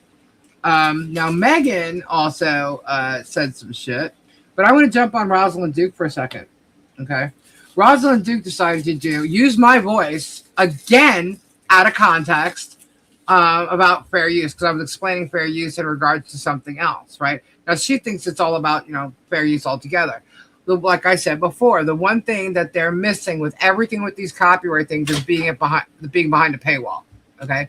Now they're trying to say if it was public first and then behind the paywall. I'm going to tell you guys something straight up. The very first infringement that I have a problem with that Megan did started behind a paywall. It was my very first members only. Okay. And she aired it on her channel. Okay.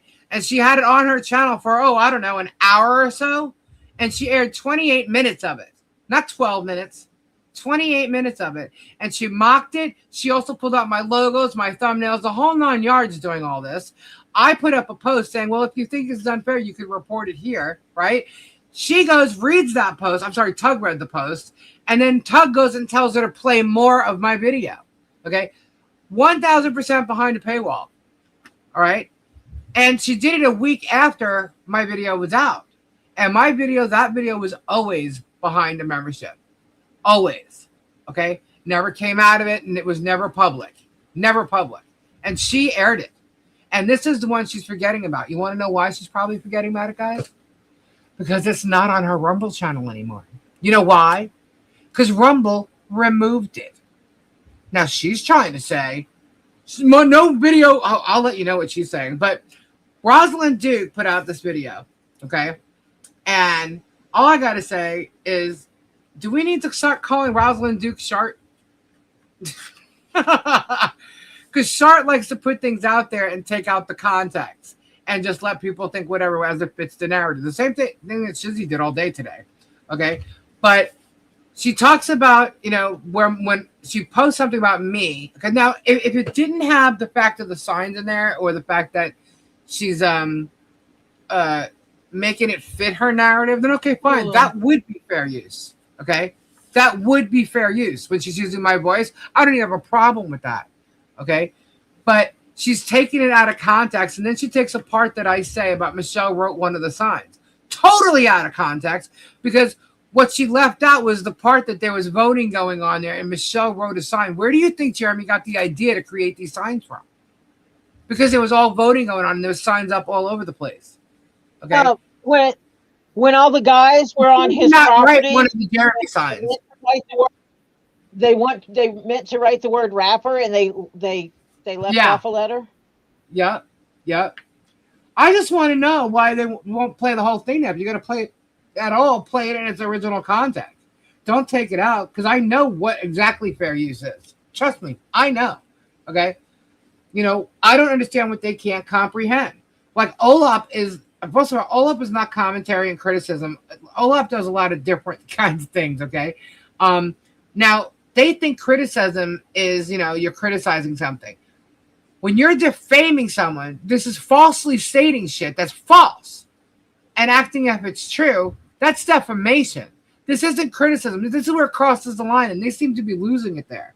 Okay? Each and every one of them maliciously defame and dehumanize and harass while using other people's content. And they are doing it with mine. You know, are you trying to tell me that, you know, that's criticism? Because it's not. When you so-called report, all the so-called reporting is actual lies. Okay.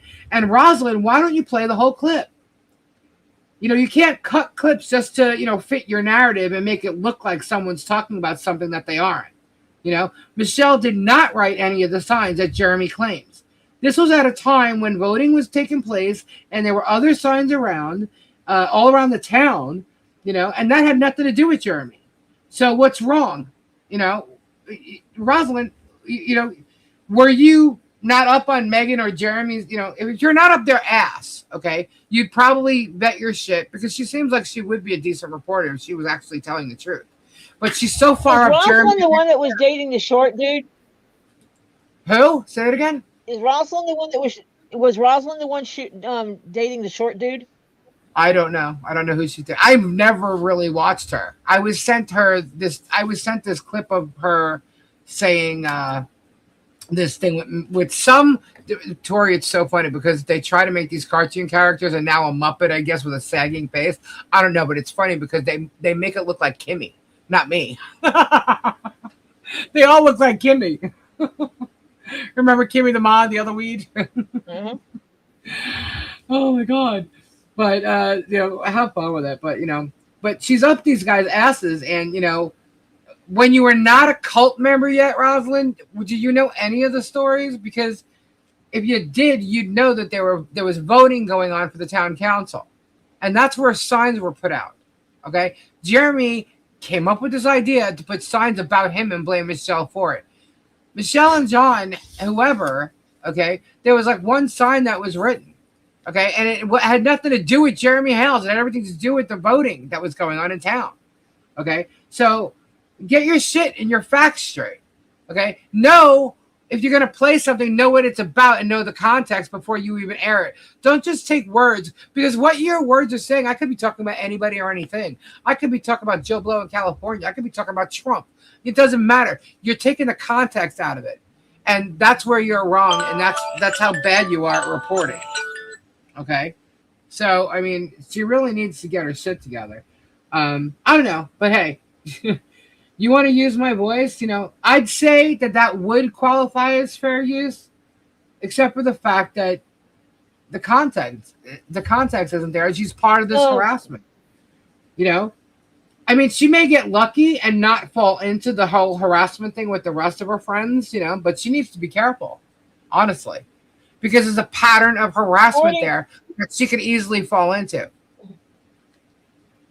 According to what I just read, mm-hmm. they can't air your stuff. They can ask you for permission to air it. Correct. They can give people links to it so they can review it themselves. Correct. Or they can talk about it like we're doing right now. Correct. See, Megan thinks you have to show it. Megan thinks that you have to show it in order to talk about it. And I'm like, really? Because that's not what I do. But I am going to show something. And it is fair use because she's challenged me. Okay. And not only that, it has my video in it. So, she's using my shit and I'm showing my shit in her shit. So, I'm going to show you how she infringed upon my copyrighted published work. Okay. I am going to show it to you in just a second. Anyway, so Rosalind, you need to realize that all this shit was behind a paywall, and you do not have any right to use it without permission. None of you do. Okay? None of you. If I leave it open to public, and when you go to air it, it was public, that's different. That's different. But if you go online and you know you're going to use something of mine, you better make sure it's not behind a paywall. Doesn't matter if it was already public. I'm the one in control of my shit, not you. Not you. And just so you all know this, okay, if something is public, okay, and they think they're going to use this like against me, what I'm getting ready to say, but no. When something of mine is public, when I change it to members only, I set up my recorder and it shows the date and the time of when I'm switching it and me switching it over, okay? So I have video proof of the date and time it was moved. So as much as you guys think you're going to get away with that shit, you're not. Because I know when it was moved. And if you're going to air something of mine, you better make sure it's not behind a paywall. Regardless, even if it's public, it's my published works.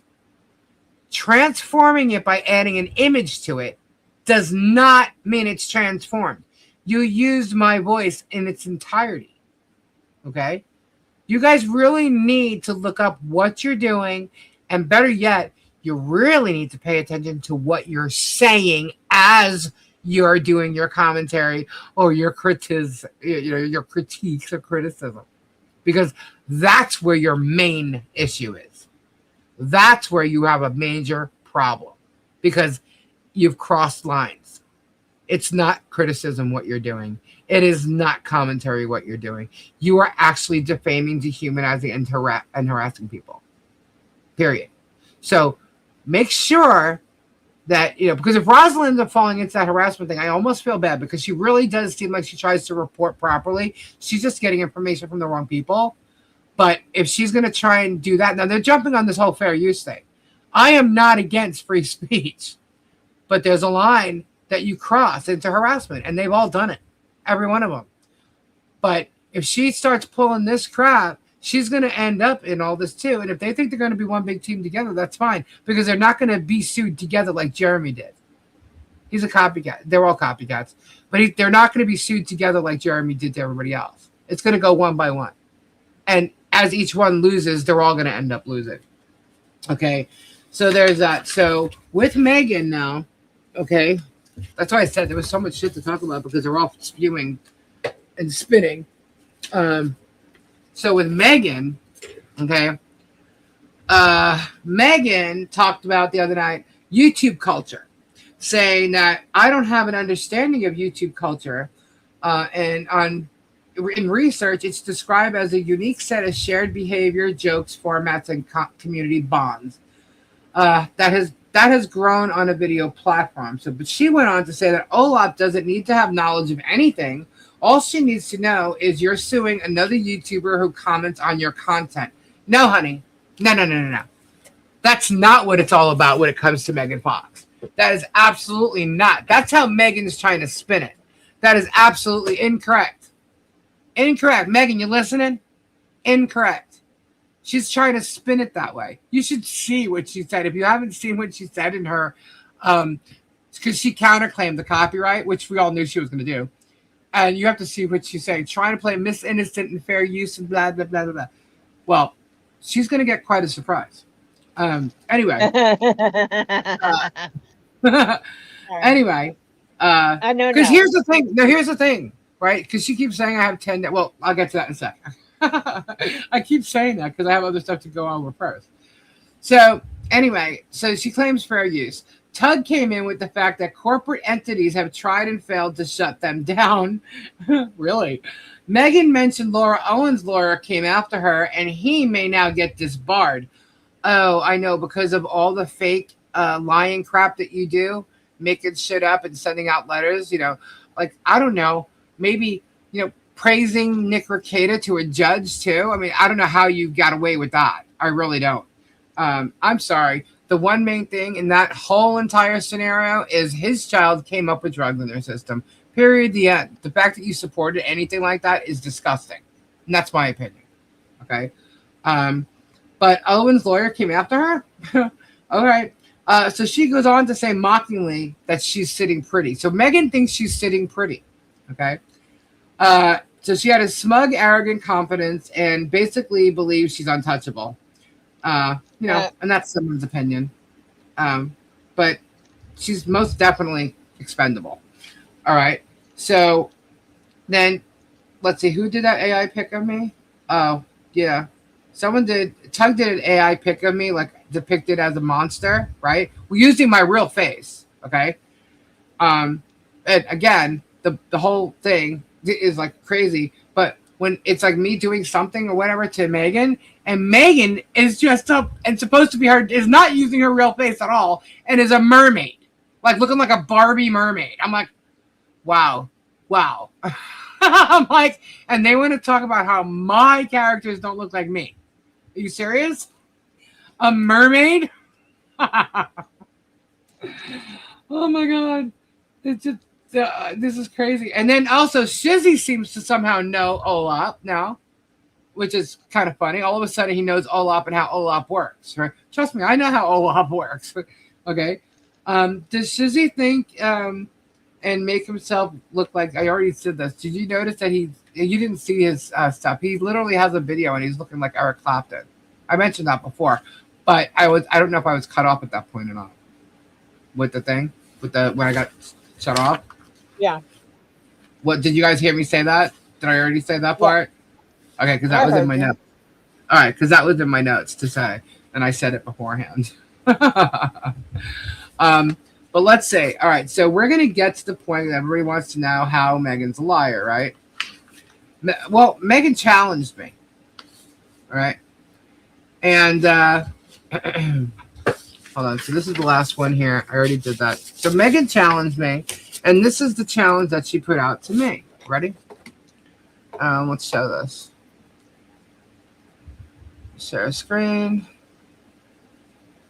Here it is. Okay. Let me add it here. All right. This is Megan. Can y'all read that? Can y'all see? Last night, false striker Lisa Lee claimed that she'd had copyright claims against my videos on Rumble that the platform removed. This is not the first time she has claimed this. I challenge her to produce evidence that anything on my Rumble channel has been removed. Which videos? I can say with certainty that all Rumble videos are still up and available. But ask her to prove her statements. We're going to stop right there. Okay?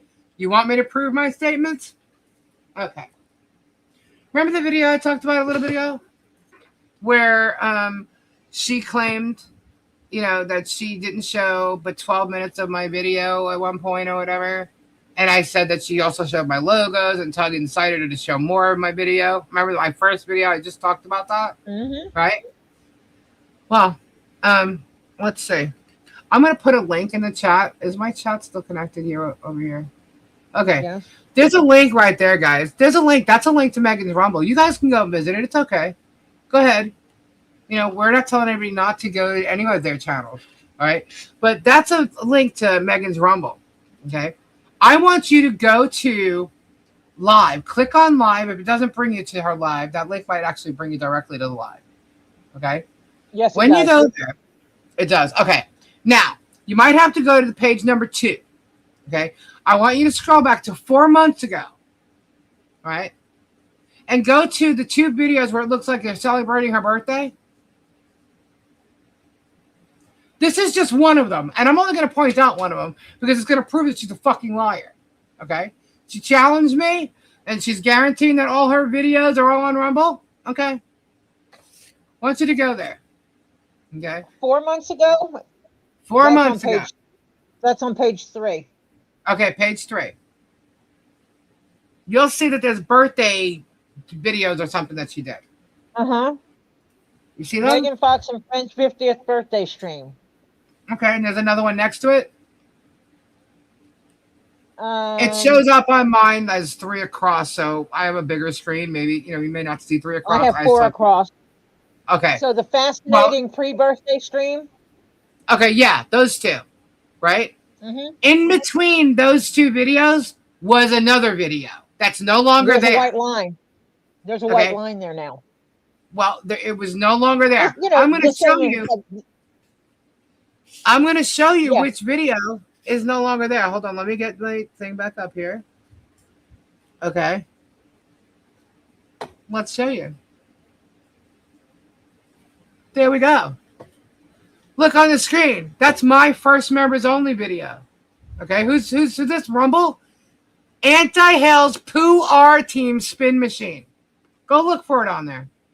Look for it on there. It's between those 2 birthdays. You're not going to get it. But go ahead and search the page. Search our whole fucking Rumble thing. I don't care. Anti-Hell's Pooh R Team Spin Machine. Go ahead. Go look for that. To replace the search filter. Mm-hmm. Anti-Hell's Pooh R Spin Machine. Go for it. Look for it. Oh, they don't have a way for you to search. You're not going to find it. Yeah. It's not there. And if you go look for it on Megan's YouTube channel, you'll find it there, but you're not going to find the whole thing. Because you know why? When she goes to attack people and do things she knows she's not supposed to do, she does it on Rumble and not on YouTube. So you'll get the first part of her show on the YouTube. So you'll still see the logo. As a matter of fact, you can go to YouTube and get the thumbnail, right, from YouTube, and then look for that thumbnail because it was the same exact thumbnail on Rumble. And you're not going to find it because it's not there. You know why? Because it was removed. Why? For copyright infringement. I have the whole video if any one of you need it. I have it. Yeah. So, Megan, if you didn't know it's gone, which you damn well knew it was gone, you wanted me to prove it? I just did. There's your challenge. I win. Yeah. Yeah. So, yeah. What do we say about that? Wrong again, Meg. Wrong again. Yeah. You lied to your peeps. And you did it all over your Facebook. You lied. Because you know damn well they removed it because you're notified of the removals. You know it was removed. I know it was removed. And by the way, honey, there's plenty more coming. So get ready. Yeah, I think you're sitting on a time, expiration time. Or at least, I am. Yeah. So there's quite a few. Yeah, completely debunked. Completely debunked. She knows it. She gets notified of it. And for her to even claim that she didn't get notified is a bunch of crap. She's just not telling you. She wanted me to prove it. I proved it. It's gone. It's gone. Do you need it, Maggie? Do you need it, Maggie? I'll give it to you. I got it. Or you can wait. I mean, it will appear in court. Because that's the video she's dead to rights done with. Okay? That is the first video that I did on my members only. And she aired it on her Rumble. Not on YouTube, because she knew she was going to get in trouble for that. But guys, you have to hear this video. And if you heard all the shit she said in this video, there is no judge who is ever going to let her get away with this and not decide in my favor. No. Absolutely not. Why? Because she's defamatory. She lies. She states things as fact. She shows all kinds of other images and stuff that's mine. Okay? So she infringed upon that too. There's way more than just one video. And guess what? It's all my shit that she used. And her talking about commentary, no. It just doesn't work that way. Okay? So I proved her wrong here. She lied. Okay. Proven wrong again. Yep. What a shock. All right. And let's see what else she had to say here. On top of that, I'd like Lisa Lee to provide links and timestamps to all the alleged copyrighted materials she believes I stole. Oh, honey, Rumble has it. It's okay. It's okay. In her 3 voluminous cease and desist letters, she did not bother to name one specific incident with links or timestamps where she claimed there was some violation. Why is that? Laziness? Or is it because it did not happen? Take the challenge, Lisa. Which videos of mine were removed on Rumble, and where are these violations? Well, I just showed you one of the ones that have been removed. Okay? As far as the cease and desist goes, Megan was told to remove everything on all of her channels that has anything to do with me or Tuli's. Okay? Everything and anything. I didn't have to give her timestamps. I didn't have to give her timestamps at all. I'll gladly provide, because guess who does have all the timestamps of all her Rumble shit? Rumble. And guess what? Who else? Lawyers. So, Megan, keep talking. Keep going on with your pattern. You challenged me. I came through. I win. What did she say in this next one? Hold on. There's another thing here. This is funny. Okay. Here's another one. So this is her copyrighted, infringement, counterclaim thing, right? That it's all fair use, right? Blah, blah, blah, blah, blah, blah, blah, blah. This is what she's telling, because I know what she said. This is what she got back from them when she counterclaimed, right? Saying that I have 10 days. By the way, bitch, it's not 9 days. See, because she says 9 days here. Lisa, tick-a-tock. File a real lawsuit or release your claim. If you release it, you admit you filed a false claim. Don't worry, honey. I'm not going to be releasing it. If you file against me, I'll take you out in court, and my terms to dismiss my counterclaim against you for filing a false DMCA will be an on-camera apology and acknowledgement of your illegal and malicious conduct. I'm sorry. Oh my God. What a corner you put yourself in. Can't wait to see which choice you make. Honey, I'm not threatened by you because the law is on my side. Okay? This is what you seem to, you fail to comprehend. The law is on my side. Maybe you need to go back and listen to your own videos so you can see what the law is and what you said. Okay? There is no different interpretation of what you said other than defamation. Okay? You have no facts to prove the shit you say because the shit you say are lies. There is no factual proof of any of it. And the fact that you're not involved in any of it too. So, honey, if you think I'm scared of you and your little TikTok bullshit here, you are sadly mistaken. You are not sitting pretty. And by the way, I received my thing today. And it's 10 business days. So it's not 9 days, honey. It's 10 business days. So let's see, what would that be? Monday through Friday, that's 5. Another Monday through Friday. So we're talking, 2 weeks from now. Mm-hmm. So I'm pretty sure you'll have some kind of answer within 2 weeks. So, yeah, it's funny, especially considering the source. Exactly. Sorry. Did her hubby leave her yet due to her bull crap? Yeah, I don't know, but he's sure going to get a good shock when this is done. Megan likes to talk out her ass all the time, and she thinks she's a little spitfire. Okay, yeah, she's little short, but she ain't little. But I don't care. These little girls have big fucking mouths, and let me tell you something. You can't mess around with me in the law. Because I don't file things and I don't come out with things unless I know what I'm talking about, or have vetted my shit, and I vet my shit. And when I tell you something's fact, it's definitely fact, and I'll show you it's fact. And the fact is, she lied. She lied right in her little challenge to me, and just like they all do.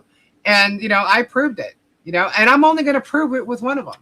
Trust me, there is several videos on there waiting to be taken down for harassment alone, okay?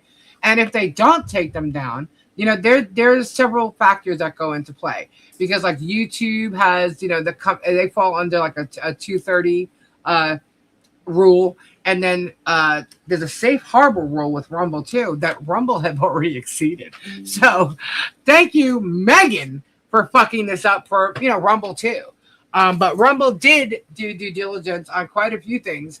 I'm still waiting for them to take care of some others because Rumble does take a minute.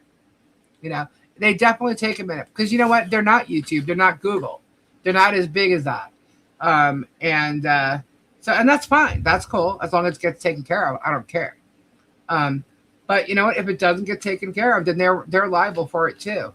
And once this happens with Megan, anybody involved with her and being part of it, including sponsors or whatever, are going to fall under it too, because they end up being just as liable for sponsoring the bullshit that she's doing. They were sponsoring, they're promoting what she's doing. Yep. Yeah. So, and when that happens, they become liable for promoting it.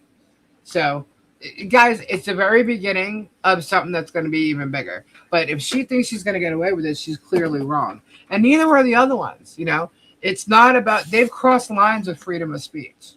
They've absolutely done it. It's a pattern of harassment, and it's been going on for a long time. This is a pattern. And once I said I was going to file a copyright again, so she's doing it even more. It's like she's tempting me to keep doing it. I'm like, oh, okay.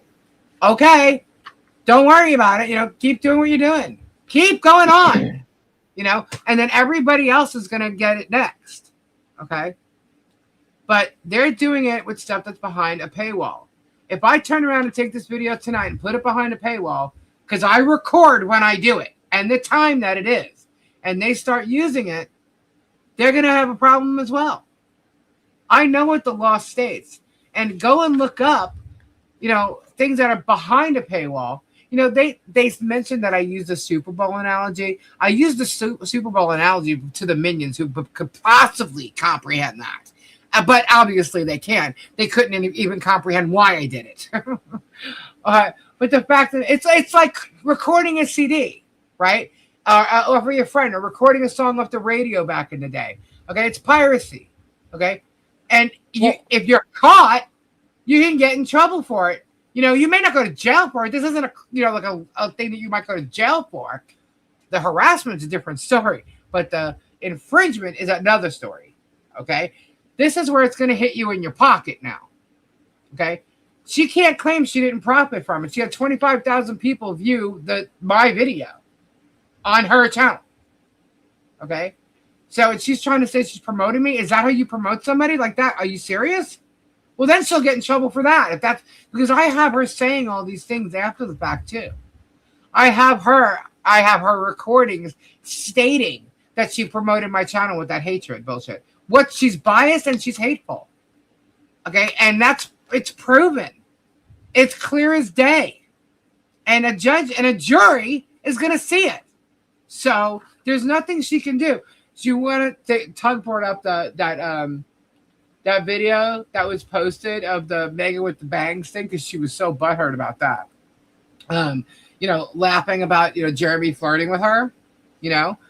Why didn't they try to use that as a sexual thing, the way they did with Rich? I mean, because it's the same type of things. Parody. Notice all of them are putting parody and satire on their little posts now. Do you ever notice that? They're doing it.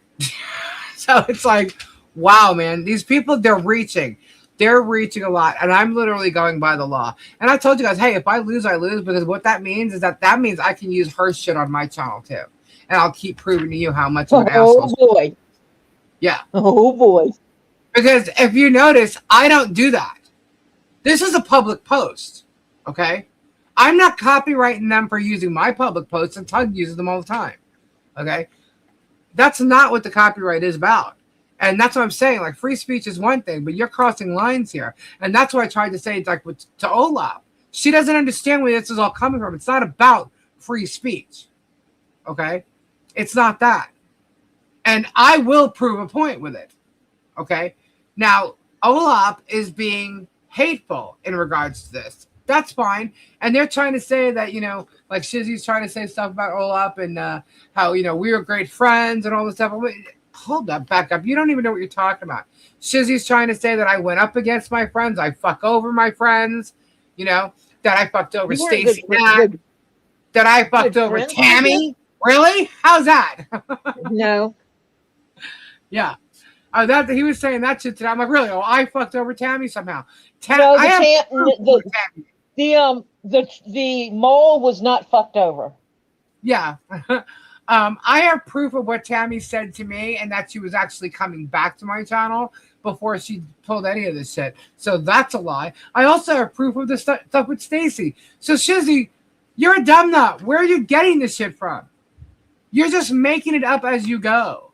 As you go. Ugh. I just want, when you talk about the behind the scenes stuff on this channel, people take a portion of my live stream. It's content that's only available to my members. They use it on their own videos.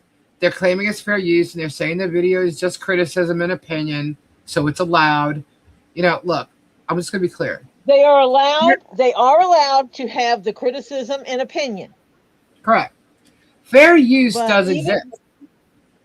Even if you do the Google, it clearly states that you cannot air someone else's video.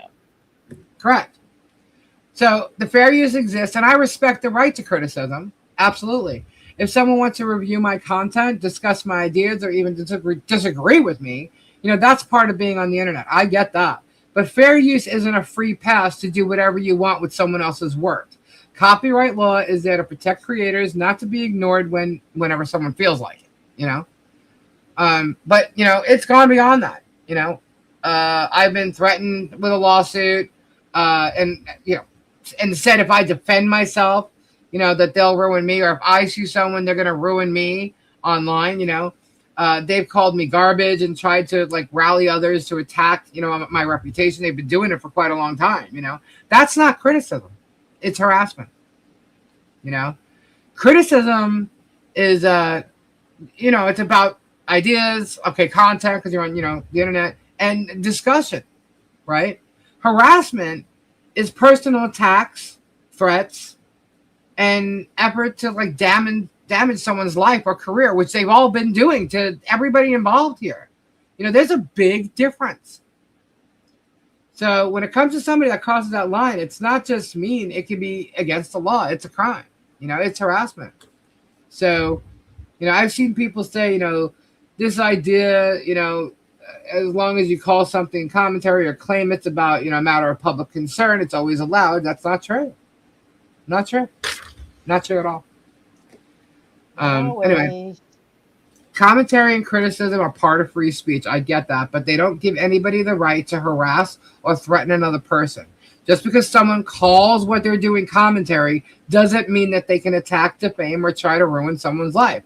There's a difference between talking about ideas or public events and targeting people, targeting an individual with abuse, and just because you make a video and you try to drag, someone's name into the spotlight, that doesn't automatically make them public concern.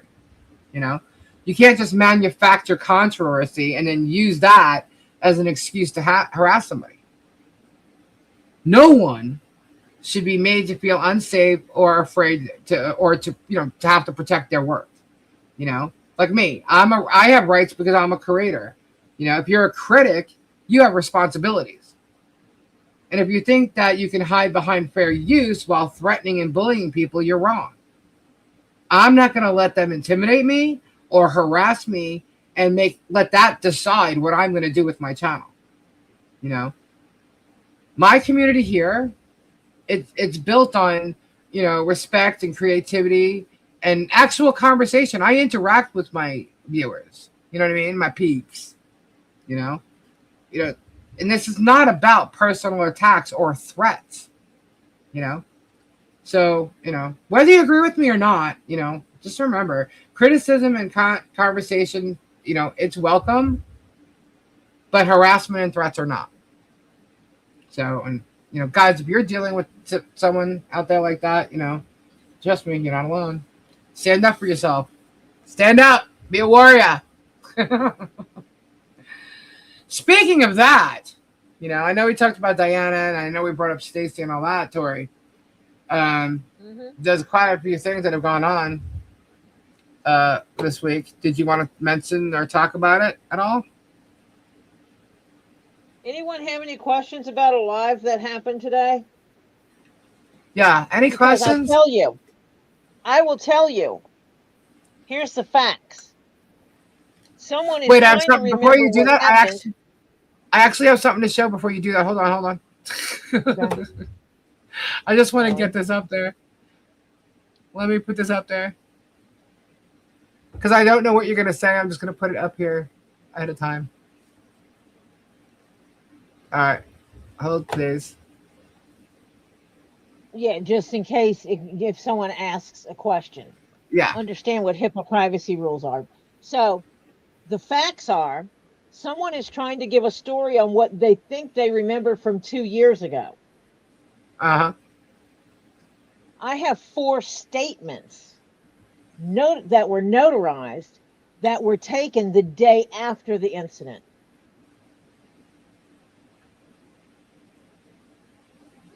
Not from someone who was drugged out on their child's medication. Huh.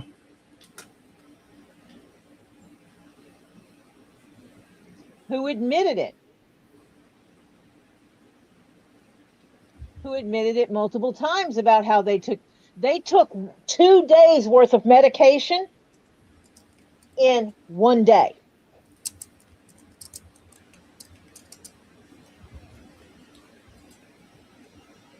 And was stoned out of their gourd from the time I picked them up at the airport until they were put in the hospital. Yeah. That's facts. Was I yelling in the car taking someone to the hospital? I could have been. It might have been, quit hitting my grandchild. Quit pulling my grandchild's hair. Mm-hmm. Because my grandchild was sitting in the back seat being abused by this woman. She was hitting my grandchild and pulling my grandchild's hair.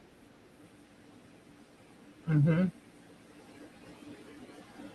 That's in one of the statements that was taken the day after. Not by my grandchild.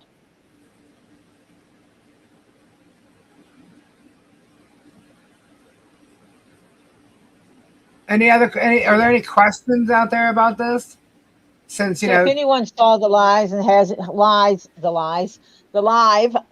has any questions, please feel free to ask. Yeah. I have a question. Sure. Because I heard a couple of things. Uh-huh.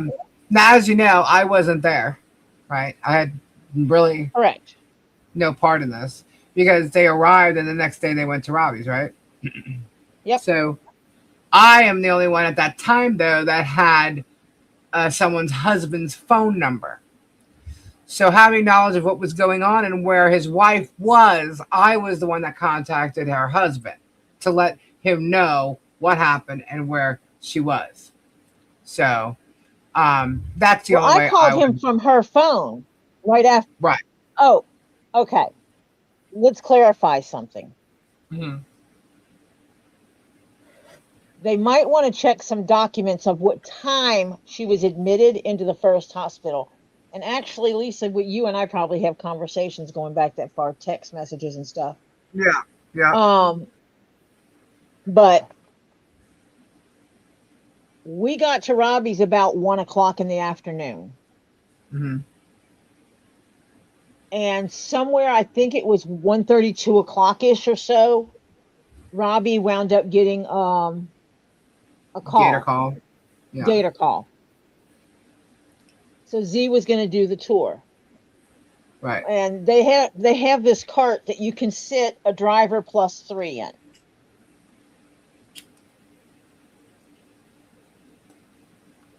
It was me, my daughter, my youngest grandchild. And I guess I can say her name on here since she's put my name everywhere, right? Yeah. And Rosie from Rosie's Random Treasures. At 2:30 This is the to story that Miyagi is spewing bullshit about now, and now Rosie's going live and saying stuff too. I just find it amazing how Rosie has a remembrance of any of this, considering she was out of her freaking mind. But go ahead. Oh yeah, because this was a trip that I would not have normally been on.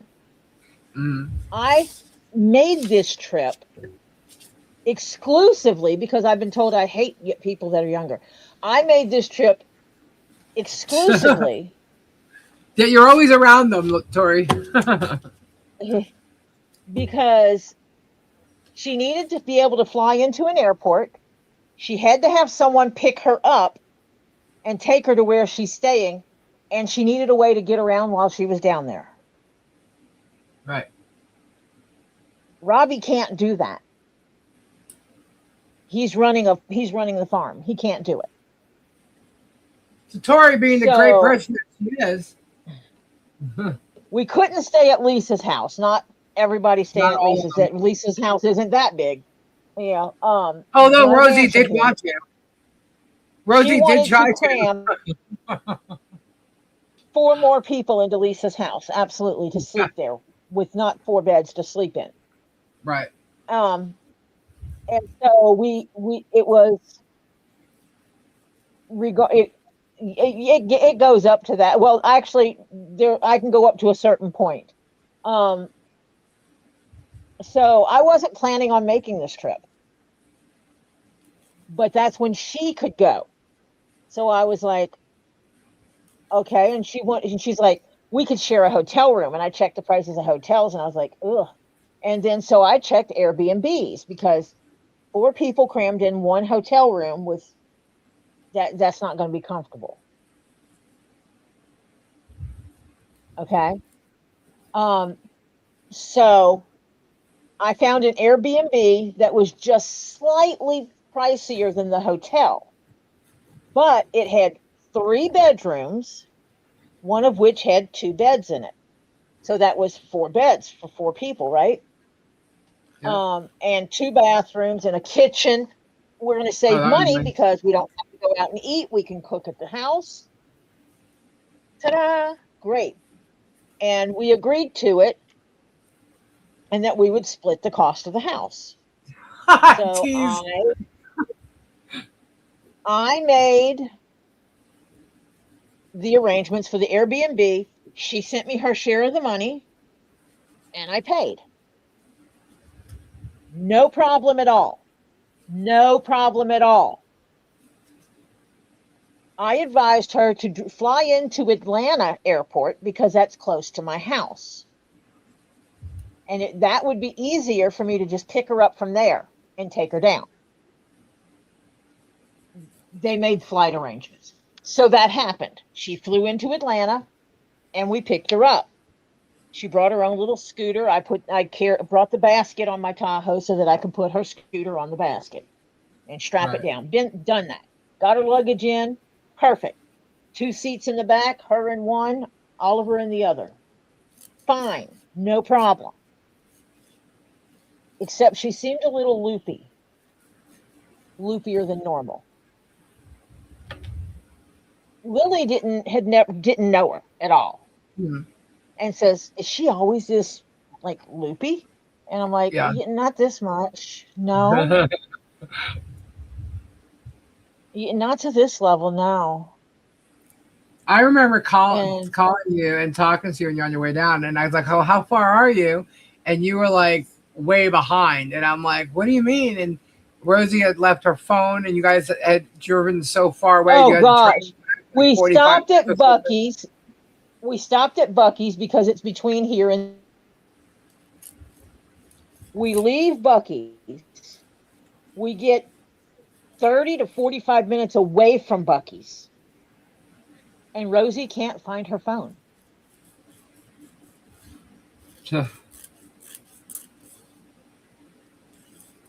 I call her phone. Someone answers it. I said, "Are you standing in Buc-ee's?" And she says, "I am." And I said, "You have the missing phone." She says, "Ask for the manager when you get here." So we drove back that 30 to 45 minutes. We lost an hour to an hour and a half time. Right. Because of this freaking phone. Right. Fine. I was Mistake. irritated, but fine. Mm-hmm.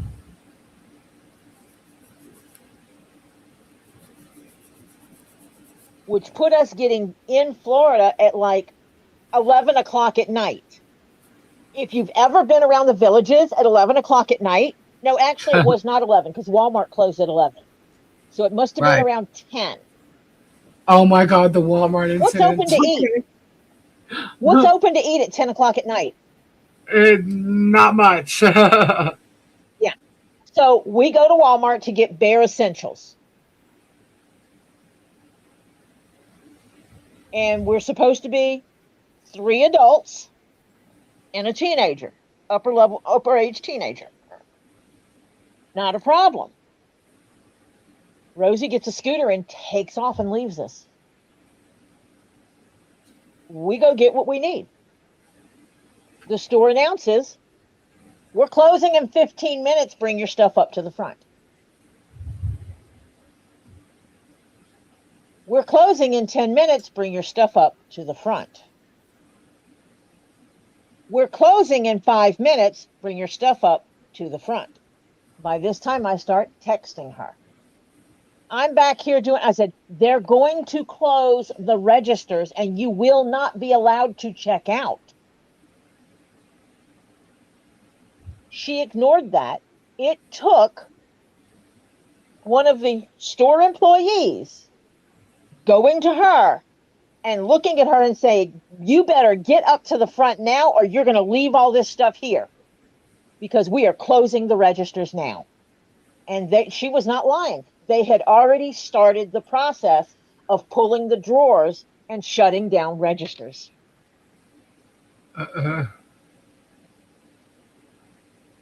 So we finally get it and we get checked out. Get in the car and we go to some place to get food. And I don't even remember what the name of the place was. We went to get food. Oh, like a Some fast hole food in the place? wall burger joint. Yeah, some hole in the wall burger joint. Oh, Checkers. I think you went to Checkers. Yep. Might have been Checkers. And she got like chicken strips or something like that. Yep.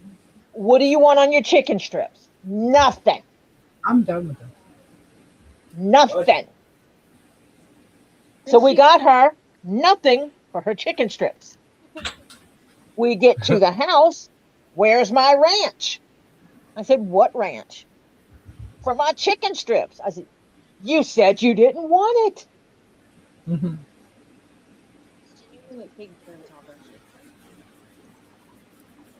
You got to say that louder for people to hear you. What I said was, it was genuinely like taking care of a toddler. And excuse me if that's rude to say. No one had heard this part of the story yet before. Oh. So it is what it is. It's after 11 o'clock at night. It's loud because she's very loud.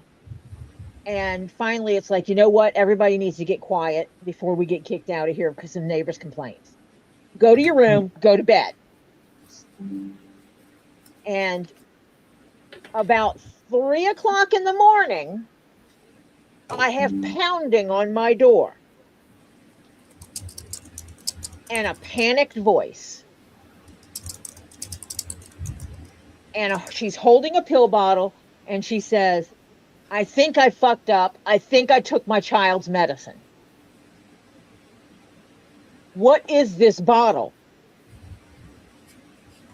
And I tell the name on the bottle and what the medication is. And she said, I took 2 doses of my child's ADHD medication. She then brings me all her pill container. And that's when I found out that the woman who talks about being blind, she has one eye and can barely see out of it, was fixing her own medicines.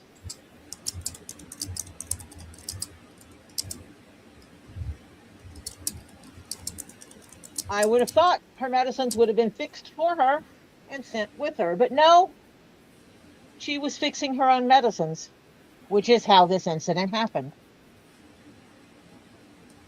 So I go through, I open all of her pill containers, pull her child's medicine out of all of the morning and all of the night meds.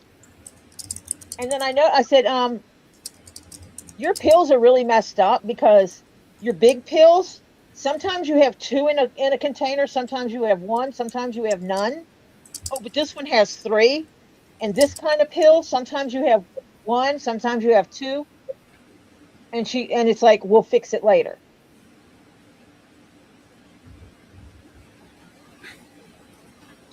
And I look up the medicine, cross-reference it to the medicine she's taking. If you're taking these and you accidentally take this, what should you do? And it said, go to fuck to sleep. Not in those words, but it said, go to sleep. Just go to sleep. It'll wear off. Go to sleep. So I said, it says go to sleep. Go to bed. Go to sleep. So she went in her room to go to sleep. I went back to bed and went to sleep. The next morning, we wake up to her opening and closing cabinets and slamming them, waking everybody else up in the house. So it's like, fine. We get up, everybody rotates taking showers and getting dressed. I think we grabbed something in the house to eat, or we stopped and got something to eat. I don't remember that part of it. Food happened. And then we get to Robbie's, to the farm, about 1 o'clock. Because we know not to show up at Robbie's at no 8 o'clock in the damn morning, because it ain't happening. He ain't having coffee yet. So we show up, Robbie's there, Z's there, Raw Dog's there, and Mimi's there. Right. And we have conversation. Rosie was sitting in the Tahoe for a while, and then I have a walker that has a seat in it, and I pulled it out so she could sit in it. And she sits there with like an albuterol inhaler, like for asthma, an asthma inhaler type thing, in one hand, and a cigarette in the other hand. Did you dump all her pills out in a pile? Nope. I did not. Nope. And it's funny because when she tells the story, she acted like she had to bang on your door. No, I did not dump. It's like, I had to bang on the door and bang on the door. She did at 3 o'clock in the morning. When you were sleeping. 3 in the morning, I was asleep. No, I left her pills on the table where she brought them and set them down, where I looked at them. That's where they were. And a bag full of pill bottles, sitting right there on the dining room table. Wasn't the problem the fact that her child's meds and her meds were all packed in the same bag? Yes, they had been packed in the same bag because they had to go to a family thing, and nobody pulled the child's medicine out of hers. But that's, so we get there, we talk to Robbie, do the things you do. Not right now. We do the things you do when you go to the farm for the first time, and blah blah blah. She went and used the bathroom. Z took her in there to go to the bathroom, and then he had to come get me because she wanted Z to go in the bathroom and pull her pants up. She was wearing overall shorts and she was having trouble. We went over the waivers before Z had the waivers when we got there. With the light, my daughter stood there and explained to her while she's sitting in the walker, was reading it to her and explaining it to her because Rosie is legally blind. Right. She could not see that print. So my daughter read it to her and explained it to her.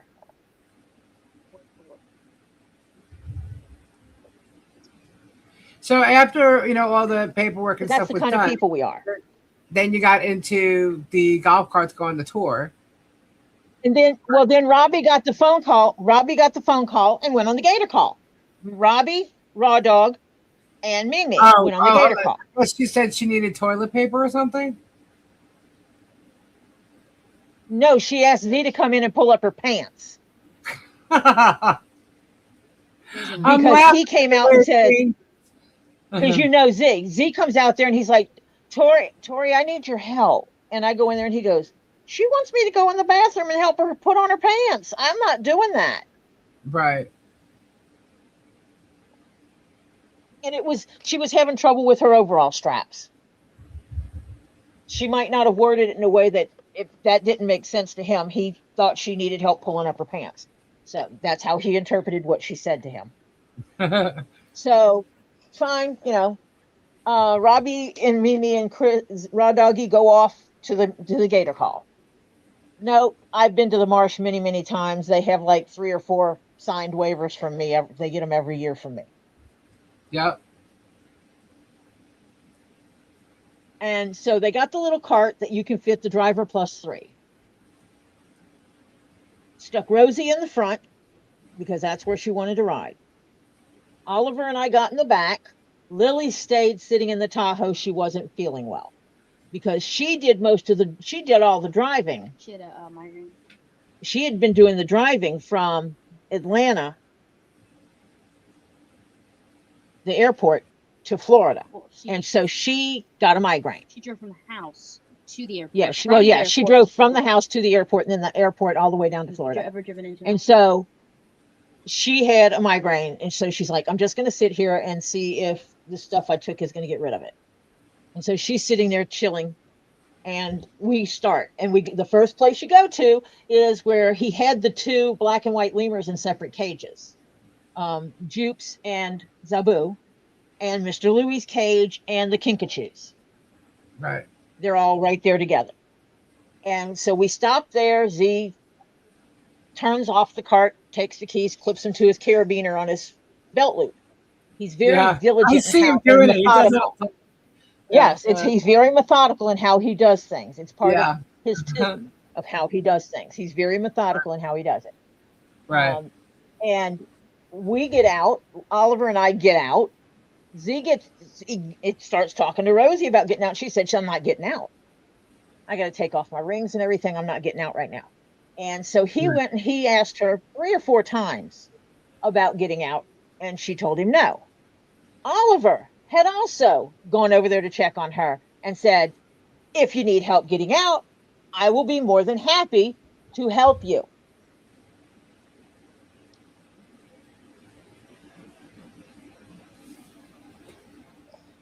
And so, you know, She told me no, and then I went. Marcia said, did you complain to her about always sitting in the front seat, saying it wasn't always going to be like that?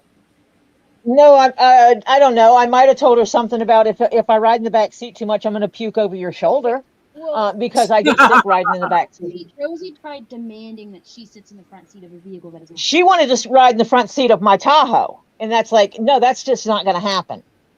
Right. The front seat is for the drivers. She kind of threw a little bit of a. There's 2 drivers of that Tahoe on that trip, myself and my daughter. And those are the 2 people that are going to be sitting in the front of my vehicle. It wasn't a tantrum. It was more like she tried sulking like a child. Yes, she was sulking like a child. I asked her multiple times, I can help you get out of the vehicle. And Oliver offered to help her get out of the cart multiple times. She said she wasn't getting out. Z saw her taking off her rings. He went back over there to check on her again. She said nope. He come back over there by us and wasn't over there 30 seconds. And we heard a scream, a thump, and then she says, I think I broke my leg. Oliver and I ran over there. I could see her leg. Well, I heard a thump. I heard her leg. Oliver and I ran over there, and Z's running over there, and I look down, and she's holding her knee. And I can see, and I'm like, you did in fact break your leg. And she looks at me and she's like, are you kidding me? And I'm like, no. Lay down. You broke your leg. She's wiggling all over the place. Oliver, go call your mother and tell her to get the Tahoe back here. Rosie's wallet and everything is in the Tahoe. Rosie has to go to the hospital. I have no clue where her insurance information is. I have no clue how to get in touch with her husband. I have nothing. So Oliver calls mom. Z immediately calls dad. That's He's when I talking called about David. calling it. And I talked to Well, yeah, David you guys before are almost in the Oliver- hospital when we called David. Z calls his dad. Z says something about calling and, should I go ahead and just call the ambulance? And she said, but we'll have to wait for it. It's going to be able to get up your road. Why doesn't Tori just take me to the, and in fact, where we had to take her is up by the villages. Say 20 minutes. The fact is we would have had to wait 20 minutes for the ambulance to get to the farm to drive her 20 minutes back to where they just came from. Or we take her and it takes 20 minutes. It would have also been, We got her quicker medical care by carrying her in the Tahoe. Right. Now, she said that when she fell on the ground, she was bitten by a bunch of ants. That's a possibility. I think she did fall into a. I didn't check the ground to make sure there were no ants before she fell on it. I mean, Yeah. I mean, hello. I grew up having seizures. I had seizures in ant beds before and had bed bites from head to toe from ants. Right. It happens. Right. And then Robbie, talks to Z a minute, and I said, I got this. I said, Z, what do you have? And they had a backboard there, never been used, brand new backboard, sitting in one of the buildings. I'm like, we can move her on the backboard. Get me something for a splint. He went and got stuff to make a splint. He got the backboard. We splinted her leg. I rolled her to one side, scooted the backboard under her, and rolled her back on it. Mm-hmm. Actually, before that happened, she was screaming she had to have a cigarette. So, Oh, right. and my daughter actually lit her a cigarette and gave it to her. But somewhere in there, I wound up with her phone. She unlocked her phone. I think it locked. I don't know. But she showed me how to call David. So I called David, her husband. He answers the phone, and I said, "Is this David?" He goes, "It is. Who the hell are you, and why the hell are you calling me from my wife's phone?" I said, "Oh, this is Tori, the one that picked your wife up from the airport. I was calling you to tell you she just put a compound fracture in her leg. She fell and broke her leg. And we're transporting her to the hospital, and I thought you should know first."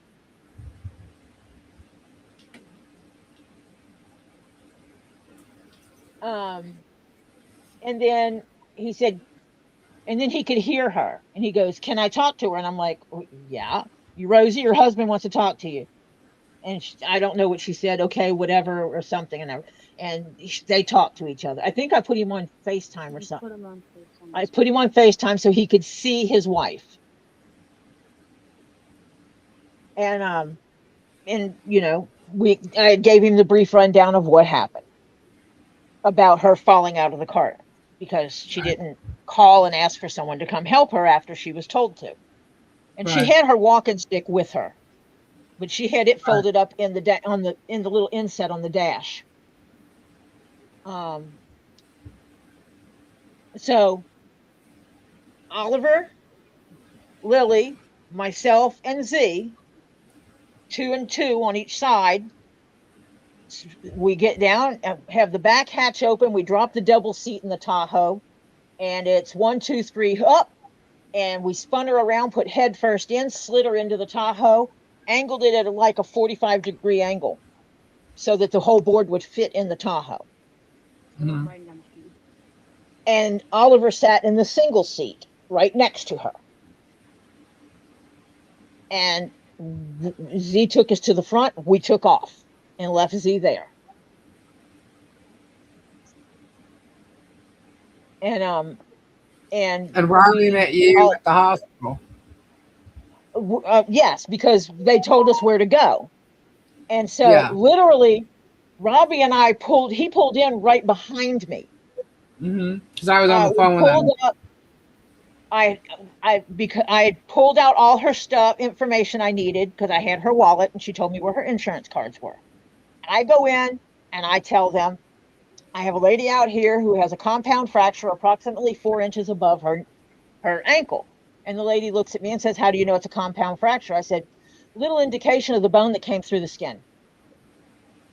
Just saying. Do understand when I am in crisis mode, for need to be serious mode type stuff, there is no niceties, there is no fluff. Straightforward, to the point, get it done, get it taken care of. That's my personality, that's how I am. And so I was not laughing and carrying on. No, straightforward, to the point. But from Robbie's house, or the farm, to the place, every time we hit a slight bump, she was punching my grandchild and pulling my grandchild's hair. Was practically laying on top of her, holding her down, because I'm literally screaming in her ear, "Stop moving, you're making it worse." And she is like, "Oh, but it hurts so much." Oh, by the way, the person that was yelling at her to be still was not me. It was a minor child, because she was trying to kick her leg around and trying to sit up. And she's trying to sit up, and she's screaming at how much it hurts. I'm like, it would hurt less if you stop moving around. I'm practically laying on top of her. Like, I have the seatbelt like in my neck, because like obviously I'm gonna have my seatbelt on, safety first. I have my seatbelt on, it's like digging into my neck, and I'm like laying on top of her, trying to hold her. I'm like gripping her thigh so she can sit. Because she is on a backboard, but she is not strapped in, because there's no way to strap someone in that way. so she doesn't slide around, and she's pulling my hair. I don't think she did that on purpose, obviously. I think she was reaching for my shirt, but I had long hair at the time, so. So we get there, we pull up, I go in, then they came out, the lady climbs in the back of the Tahoe and looks at it and goes, "Yep, that's a compound fracture." And then she gets in the back seat with Rosie, and we close the back hatch because they asked my daughter to drive around to the ambulance bay because it would be easier to get her out at the ambulance bay. Because of that, we had her in like she was in an ambulance. Perfect, right? They said it was perfect the way we did it. So they take her. Robbie goes in. They know Robbie. So they let him in. They won't let me go back to her. Right. That's when I called David because I called David to let him know where she was. Yes, because she had her phone. She had taken her phone back with her. So I couldn't call him now. These are comments in Rosie's chat. You have Aussie Tina in Rosie's chat saying, they're going to spin it, but like I said, we're getting it from the horse's mouth. How much truthful can that be? Sorry, Rosie, you're not a horse. First off, this woman has no clue what the hell she was doing when she was there. How's she gonna remember what the hell happened? I didn't remember pulling my hair or hitting me. Well, she said I was the one yelling at her going to the hospital. No, that was me. I was telling her to sit still.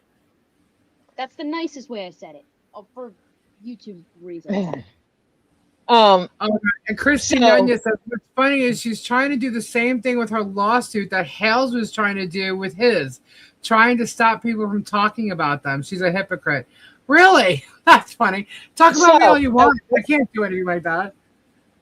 Okay, so they take her in, and we wait, and we wait, and we wait, and finally one of the ladies came out and they said, well, we're going to have to transport her to another hospital.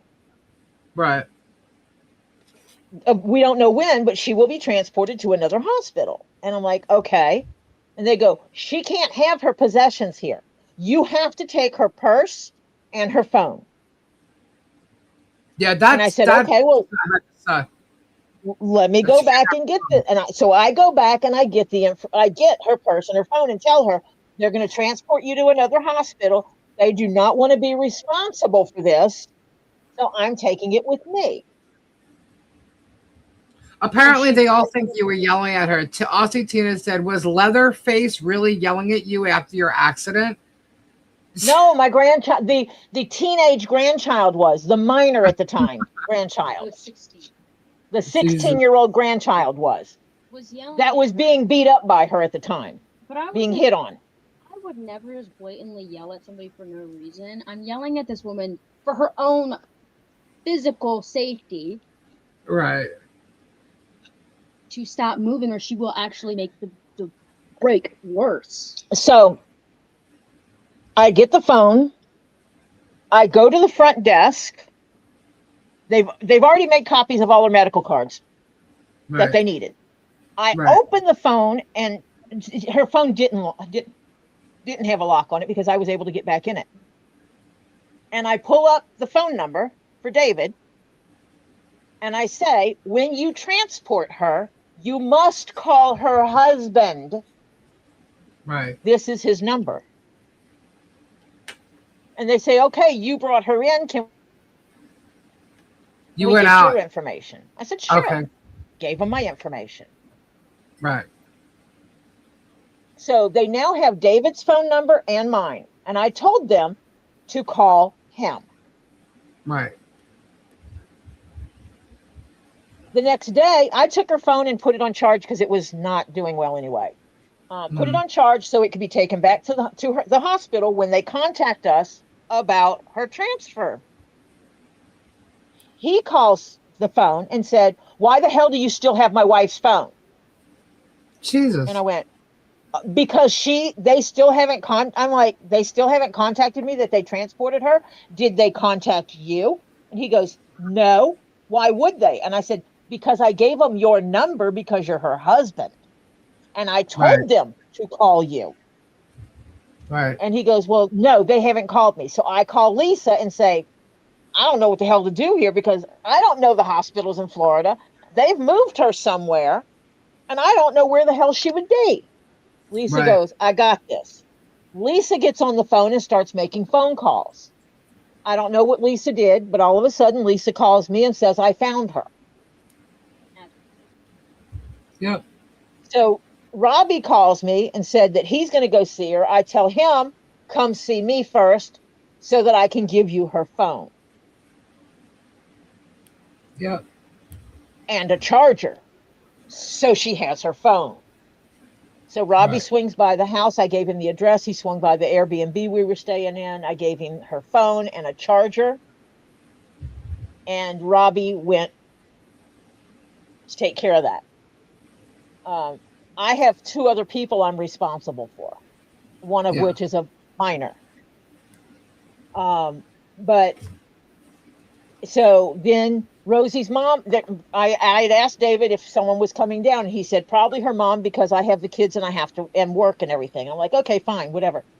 Give me her mom's number so she can keep it. She has someone here she can keep in touch with. So I get mom's number. I text mom. She texts me. She's like, I need to know what hotel is going to be close to where she's going to be. And I'm like, you're not staying in a hotel. Give me this information. I will contact the Airbnb host and put your name on here and tell them the situation and that you are going to be staying here. Mm-hmm. Because Rosie paid for the Airbnb also. There's no way I'm going to let her mother pay for a hotel room. Right. How mean of you to do such a thing, Tori? Yes. Yeah. And I told her that this is what I'm doing. Give me this information. And she's like, you don't have to do that. And I said, it's the right thing to do. Rosie paid just for someone to sleep here. So sleep here. Eat the food she bought. Right. You know? She's going to have a place when they let her go. Stay here. So I go in and I look, and the bed the room Rosie was in has it was a kind of tall bed, elevated bed. The room that Lily and Oliver were in had twins that were lower to the ground. Right. Logic. She's going to have a broke leg. She's not going to be able to climb up in the bed for one, and she shouldn't be sleeping with her mother with a broke leg. Right. For 2. So we Lily and them get all their stuff out of the room. We clean up the room. Then we take all Rosie's stuff and move it in there.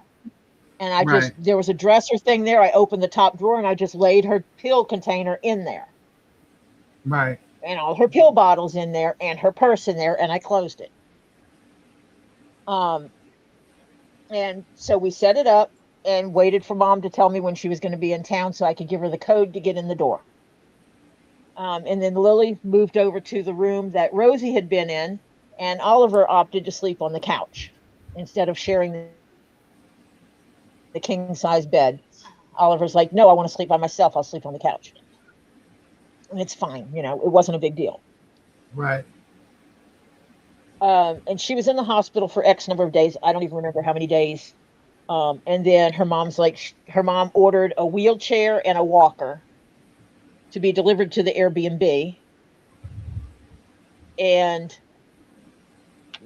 Rosie got out of the hospital and they stayed at the Airbnb until her mom was ready to go home, because I'm like, you don't get her out of the hospital and take off. You need to be able to rest, get some good sleep so that you can go. And so that's basically what she did. She actually swung by Robbie's before they left with Rosie in the car. Rosie did not get out of the car. And then I helped her load up the car. Because she had to put the walker, the wheelchair, and the scooter to put in her car. Right. And so I helped her get all that stuff done. Reminded her to contact the airport, blah, blah, blah. and stuff like this. And that was all there was about it. Well, I haven't discussed it with anyone outside of that the next day, the following day. So this happened on the 20th. She arrived on the 20th. This happened on the 21st of April. On the 22nd of April, we showed up at Robbie's, and I'm like, everybody needs to write this down. We need to write the incident down. Robbie wrote his portion. His is short because he was only there for a short time.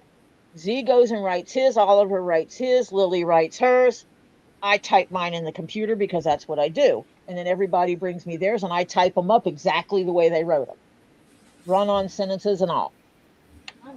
The only thing I didn't do is I corrected spelling type thing.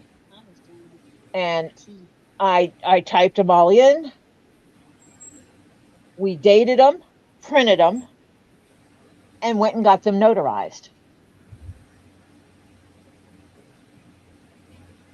I'm not relying on 2 years of memory. Right. I have 4 statements, witness statements that were there, that wrote their statements independent of each other. That's what I have. Yep. I don't have to remember what happened. I could not have even have told you the date that it happened. I could have told you most of what I said just now, because I have weird memory stuff like that. That was something that triggered the endorphins in my head. So I remember those things. That's how my brain works. I was clean and sober. I had not had anything to drink, and I was not on any kind of medication or drugs. Oh. What? Medications are drugs. Nope. Medications are prescribed to you. Drugs are not. Medications are prescribed. Medications are prescribed to you. If it's a prescription and you take it and it is not prescribed to you, No. then it is a drug. By definition, it's a drug if it's not prescribed to you. Well, actually, I don't know if that's the technical definition, but that's the definition I've used my entire life. So that's how that is. So absolutely. So we have the 4 witness statements, and they are all slightly different.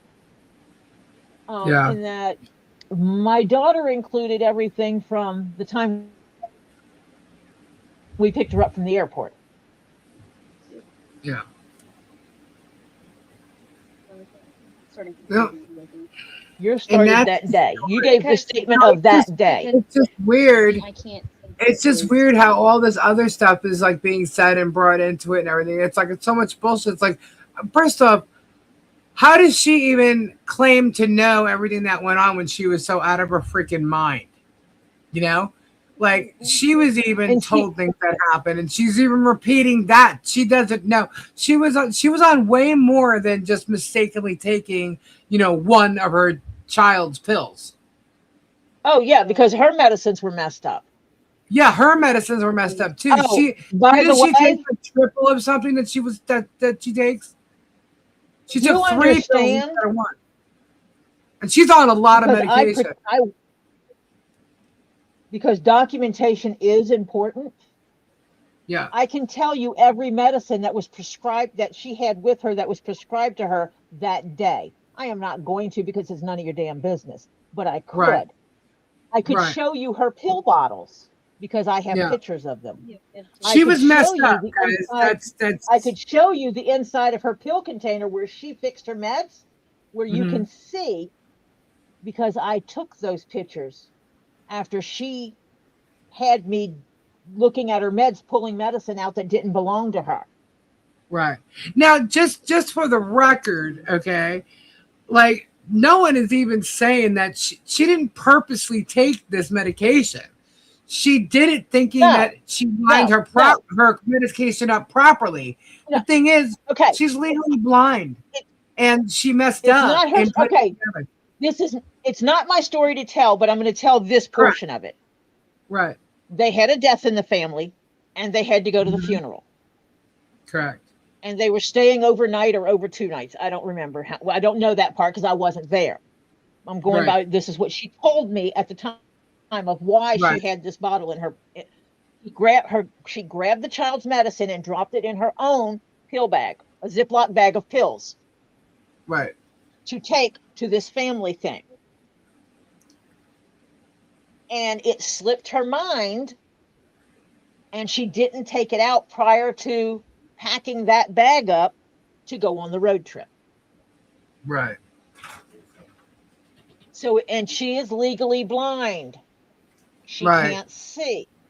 No one fixed her pill containers before she left. Got on the airplane. No one fixed her pill bottles for her. She did not ask me to fix them.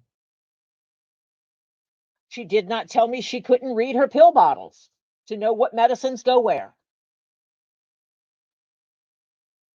If she would have come to me with a bag full of pill bottles and an empty container and said, I need help putting my pills in the right containers, I would have said, okay. Yeah. And I would have done it at that time. She did not take those. I do not believe in my heart of hearts, I do not believe that she intentionally took her child's medicine. But the fact is, it did happen. Right. But also, like I said, medicine in one day. Yeah. And a couple, like she took triple doses of her own. Yeah, her medicine was messed up because she had 2 pill bottles of the same medicine with her, of her own medicine. Right. And I think that's how she was double dosing herself. Yeah, so she was all whacked out. And nobody knew why until she asked Tori to help her with her medicine. And Tori figured it out. Yeah, it wasn't until the next day, or it was 3 o'clock in the morning. Right. And so, and I didn't tell anyone this story. The only people that knew anything, the only people that knew the story from the airport were the people in the car. Right. The only people that knew what happened at Robbie's were the people that were there. Right. I've not discussed this with people. And I wasn't there. Because I didn't think it needed to be done. But then sometime this past week, I start getting emails saying, Rosie said you better get her damn name out of your fucking mouth. And I'm like, right. What the hell are you talking about? Right. Yeah. I hadn't even thought of her. Yeah, you and me were talking about her. She got that from Stacy and Flutter. The 2 people that hate her? Yep. And what's funny is she did this live tonight. A spoiled, rotten child. She did this live tonight, and they were on her panel, egging her on. I'm like, wow. I don't know. I didn't watch it. Yeah. Unbelievable. So unbelievable. And they don't like drama. Go figure. They're just like creating it. Nobody has said anything about it. Rosie came out. Rosie told her story a long time ago. I saw that. And there was she knew she had messed up her meds and she was all whacked out. But nothing, and nobody has been talking about Rosie. But they're telling her that Tori is and so am I. And we were like, what the fuck? No, we're not. It's a thing that happened and we don't talk about it. And she yelled that she didn't want us to call 911. Oh, yeah, because they're saying, how dare they? I can't believe they didn't call an ambulance and blah, blah, blah. I'm like, oh, hello. You know how long it would have taken? They got to come down. They had to call. They would have had to find the closest one. Yeah. Which it was right at lunch. Right. Yeah. Time too. So, Then they would have had to gotten to us.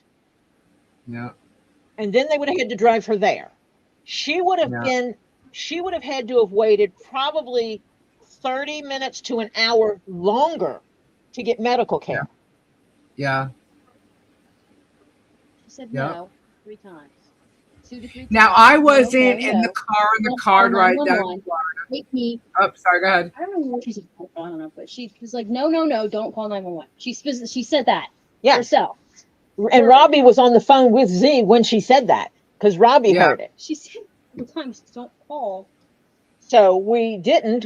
And the reality is, hindsight being 2020, when I talked to Robbie, I said, "Where would the ambulance have come from anyway?" He said, "Oh, it would have come from over here by the villages." Yeah. And I went, Which "Oh, means it would have taken a half an hour to get there and then a half an hour to get back. it would have taken longer." Yeah. And so, Yeah. no, I had not been talking about this No. because I had no reason to. But Right. thank you for putting my name in your mouth, because now I found where I found the folder that I put all the stuff in and have it all put together and shipped off to Robbie so that he can hand it to his lawyer in case it's needed. Just saying. I can't believe like these people. So, for the record, guys, I was not in this car ride from Atlanta down to Florida because I'm in Florida. I was supposed to go and meet up with them, but they went from arriving and then the next day going to Robbie's. So I would have met up with them sometime after that. But then this happened. I talked to Tori on the way down. I talked to them after the incident. I spoke to Robbie first. I found out what was going on. I'm like, no way. And then when they arrived and when they moved Rosie is when I called David to let him know where she was. Right. So that's how I know about anything that happened in the story and what? Say that again? After you called around to find out where the hell they moved her. Yeah. And then they're like, oops, we forgot to oops, they didn't give us the husband's phone number. Yeah. So the emergency place, this is really weird because it's a standalone emergency room. It's not physically connected to a hospital. Right. It is connected to a hospital like that they work with, but it's not physically at the hospital. Right. Strangest thing I've ever seen. Yeah. So they had to wait for transport to get her to the actual hospital. They did the same thing with me when I was off. And because I wasn't there with her during her treatments, from what I understand, the treatment she received in Florida caused her a lot of the problems that she had. Right. Because she should have never had an infection right after she had surgery. Here. Right. Or there. Down there. That might be why people keep thinking I'm in Florida, because I talk about Florida and say here. Yeah, apparently you were served my subpoena. I don't know how that happened, but sure. I don't know how it went All I know is signing for it to you receiving it. But okay. Lisa, I'm really good because I was at U-Haul with my daughter, helping driving my daughter to U-Haul to pick up a truck for her move. When I was allegedly at your house getting your subpoena. But anyway, yeah, and that's why you weren't on our live last Saturday. Yeah, because I was helping my daughter move. Because remember, guys, I was like, I don't know where Tori is. And see, I'm getting hearsay. Someone else said that the hospital implanted something in her for stability of the bone that she was allergic to. I don't know. Was it in her record that she was allergic to it? I have no clue. Yeah. I provided the emergency room with her insurance information and the information for all of her doctors, right, including phone numbers. It was their job to call the doctors to get her medical records, not mine. Because legally, if I called her doctors and said, Rosie fell and broke her name and I need to know if she's allergic to anything, they would have said, we cannot give you that information. Right. Why couldn't they? Because of that thing sitting on the screen called HIPAA, H-I-P-A-A. Right. Yep. HIPAA restricts medical care providers, doctors, nurses, anyone that works at a healthcare facility or that manages your health plans, Right. or anything like that, from sharing your medical information with someone else that you have not Other than who consented. you allow it to, because you can sign waivers Well, for certain people. that's what I was just saying, is Yeah. to anyone other than those you have consented to have that And information. that includes physical therapists. Right. Well, yeah, that's a Well, medical care Rosie provider. says metal is what she's allergic to. So she was allergic to the metal they put in her leg. That's what she said. Okay. Which has Nobody nothing to got- do with me. Okay, Bird. But I do That's know right. multiple Nobody got times. But I do know multiple times she did make a comment telling Robbie not to be mad at Z, because it wasn't his fault. Her falling was her own fault, because she did not ask for help to get out of the cart after she was told to ask for help to get out of the cart. Right. And she got out wrong. She twisted her leg, basically. She caught that cart has. You saw the cart, didn't you, Lisa? Yeah. Yeah, I was in Have you it. seen that little cart? In the front seat, in the front. That's the where I frame sat. of it comes in toward Yeah. the seat more, and she had to have caught her foot on it. Well, Based Yeah. on where her foot was broken, where her leg was broken, she caught her foot on the frame because she couldn't see it. Yeah, that's the reality possible. is, her breaking her leg like that could have happened to any of us. Oh yeah, if I would have tried to jump out of there without paying attention, yeah. It could have happened to anybody. But it her was with her. nobody's fault, except the fact that she had been taking medication that was not. And so she wasn't in a clear thinking. But I'm not saying. Yeah, that and it's she her also fault. said she's it's also not her talked fault. about a lot of our health stuff. It's not really my stuff to say, but she does have a bone issue. Like she's got bone disease. Yes. Yeah, that too. Yes. You know, so that doesn't help with her breaking one of her bones either. You know, so the healing process for her is longer or different, or whatever, than someone who doesn't have her disease. Let's just say, I'm not a doctor. I can't say that, but common sense would say that, and she said it. So Rosie doesn't Patty, hide much.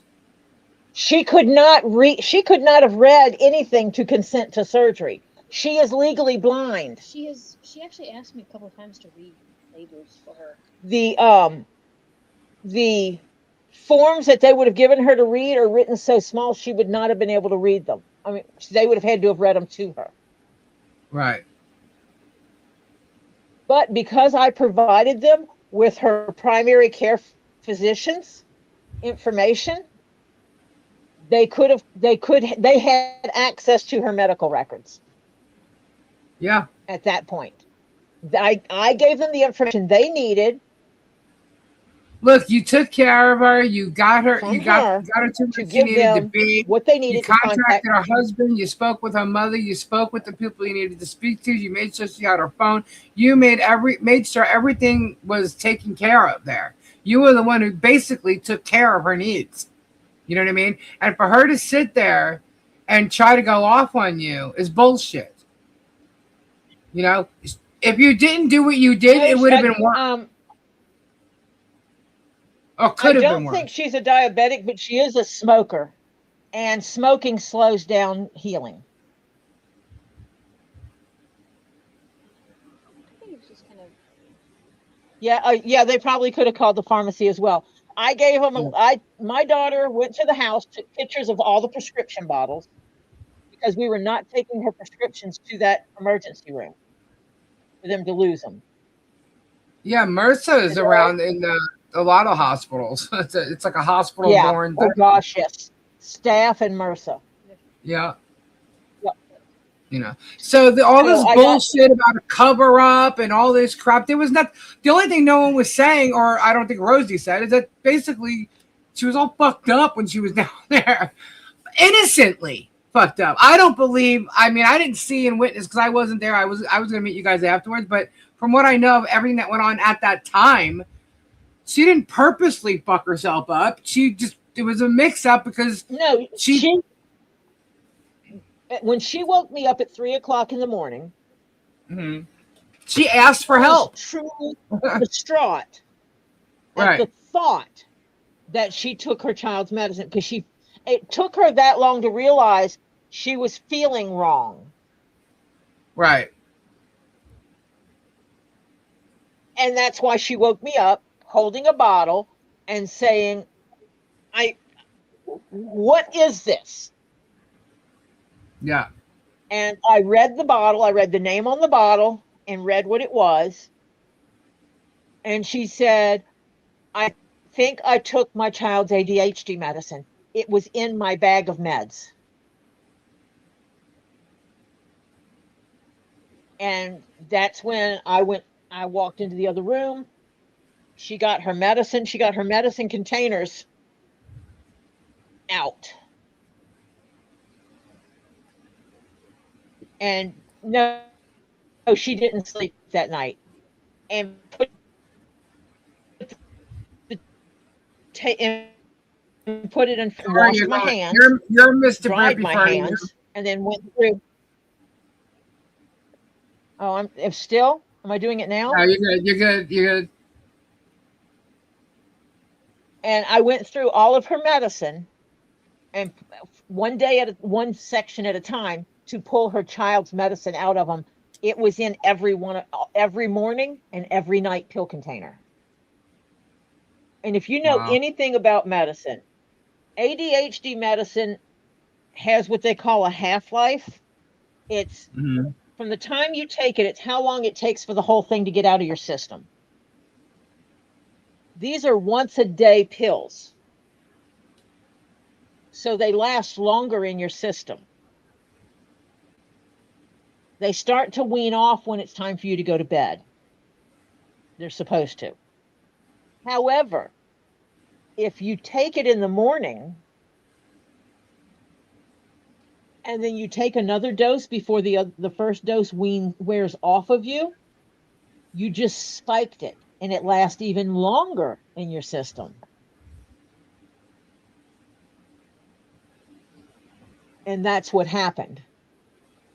Again, I do not believe that she took the medicine intentionally. I honestly believe it was an accident. Yeah.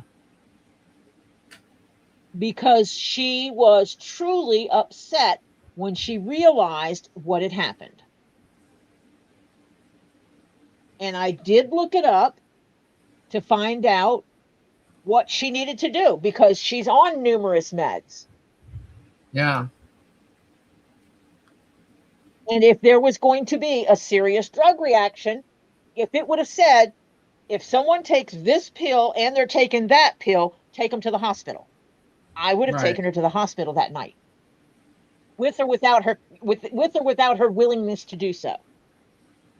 Right. If it would have told me that she needed to be in the hospital to get that pumped out of her system, I would have gotten her in the vehicle I would have called an ambulance to come get her. She would have gone to the hospital that night. But I read all the things from all the places that I trust, and every one of them said, go to sleep. Lay down, go to sleep. And it'll wear off. And so that's what I told her to do. Yeah.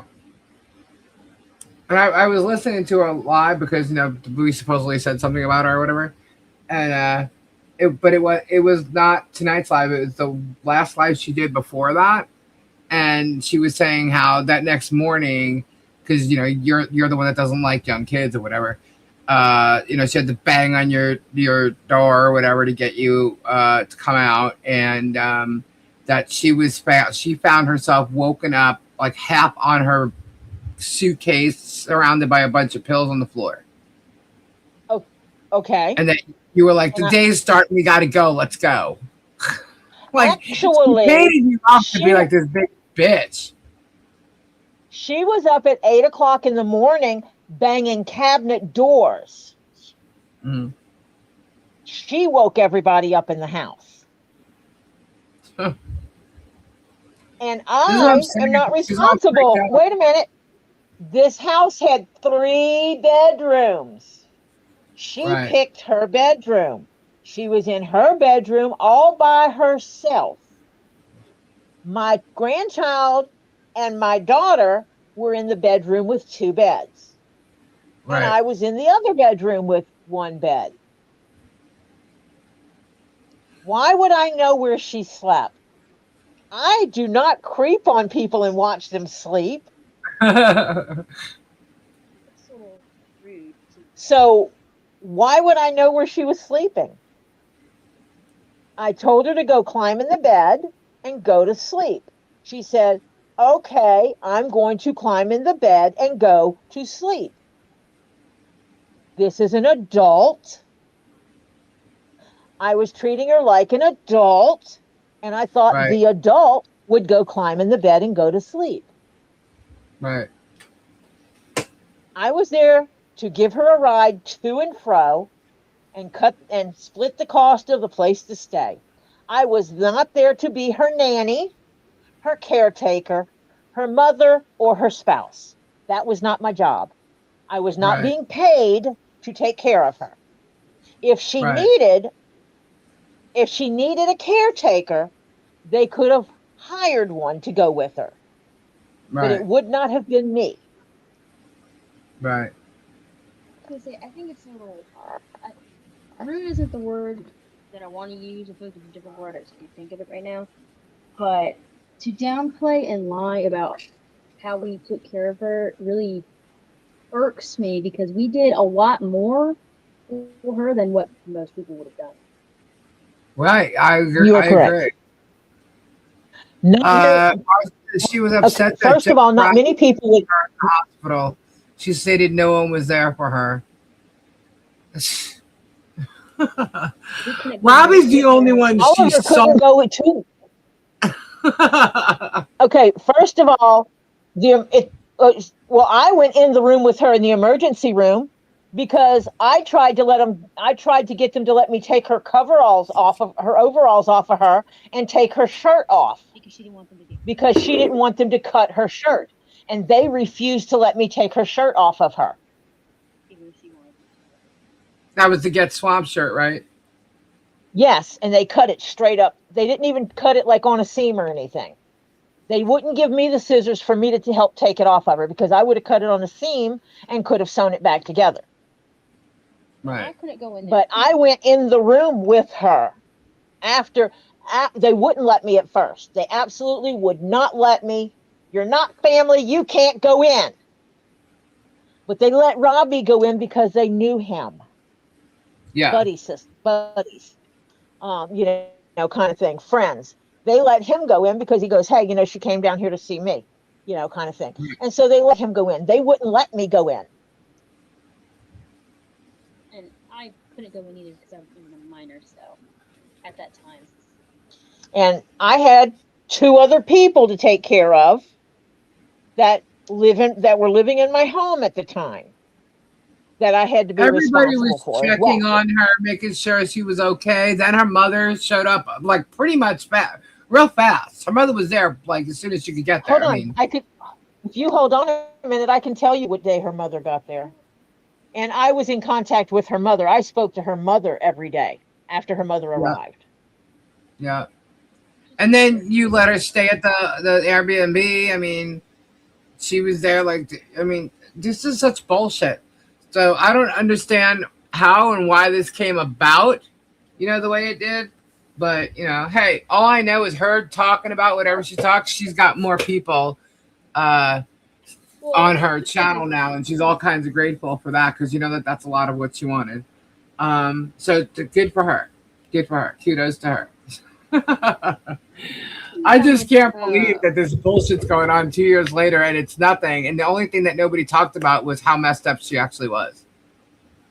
Well, my thing with it is I did a lot to make sure that she wasn't make sure she was comfortable.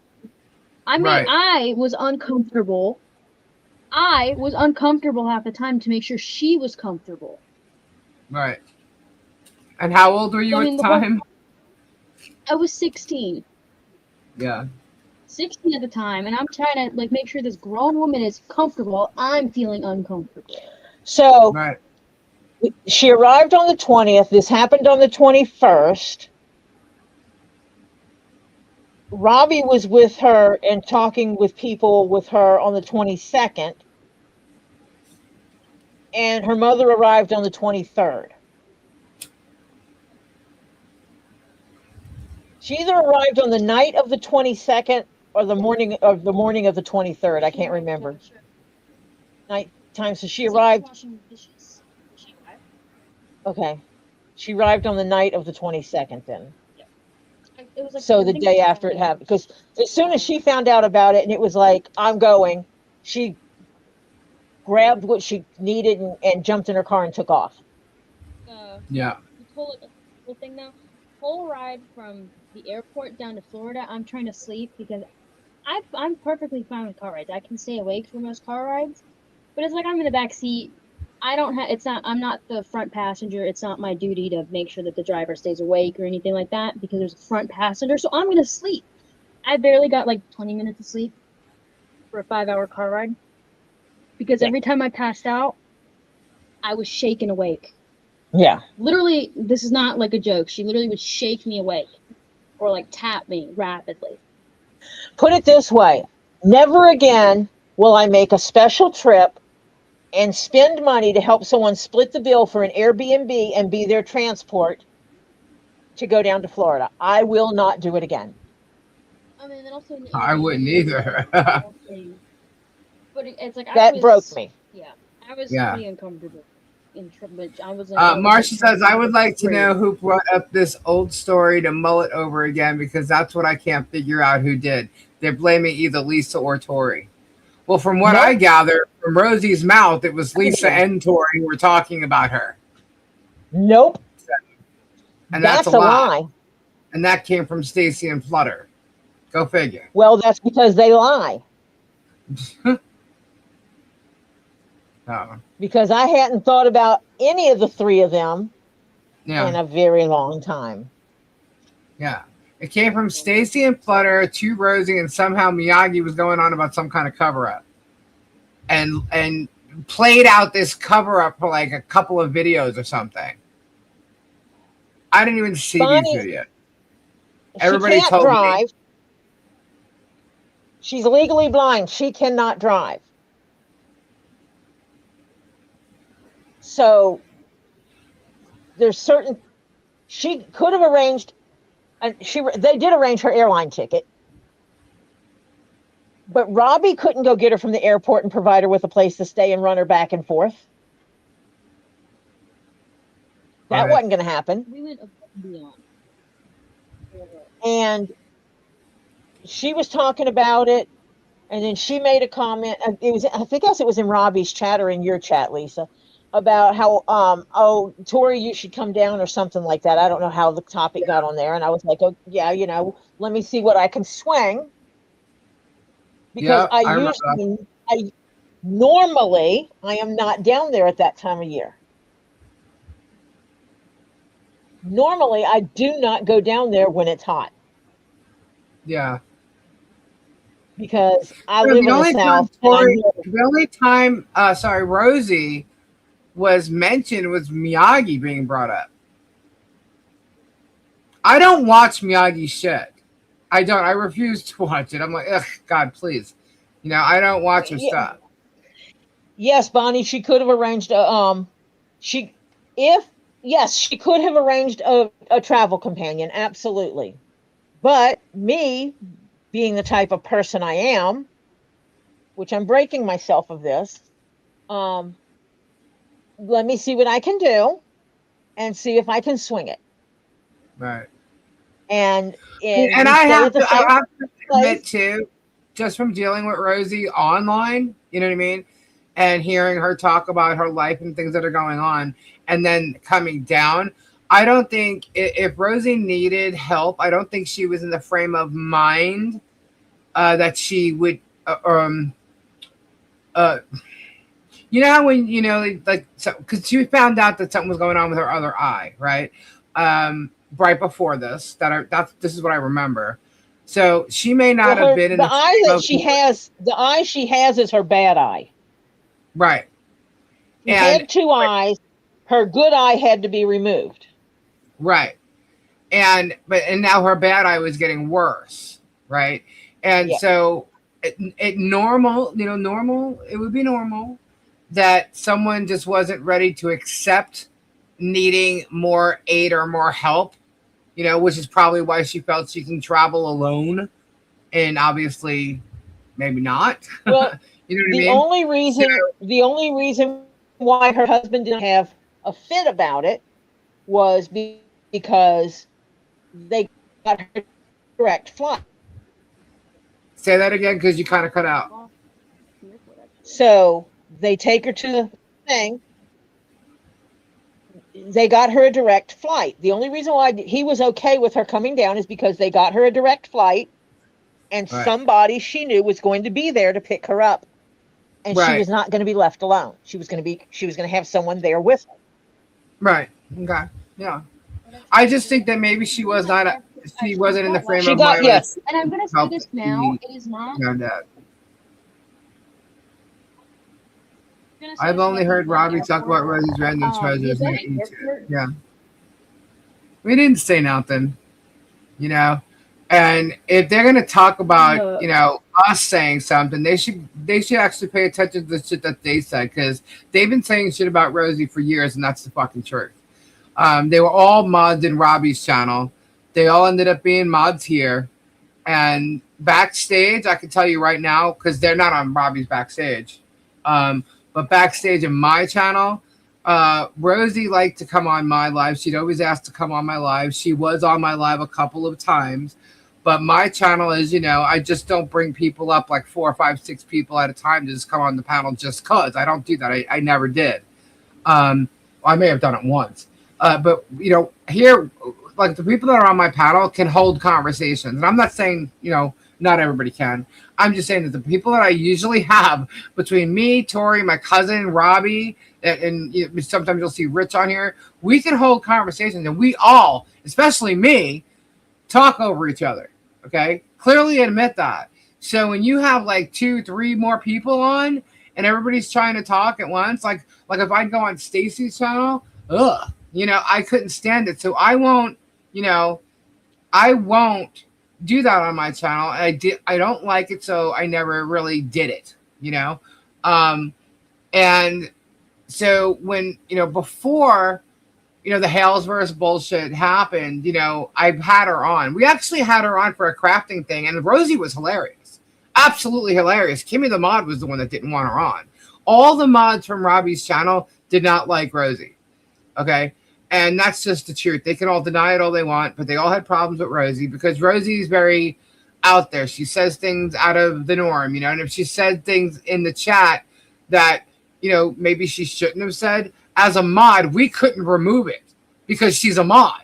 So it would stay there. And it was like, oh my God, that happened quite a bit, not all the time, but quite a bit.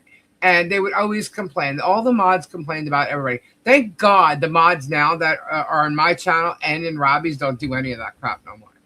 I mean, not that these people did. They never did. It's the other people that are now gone that did that stuff.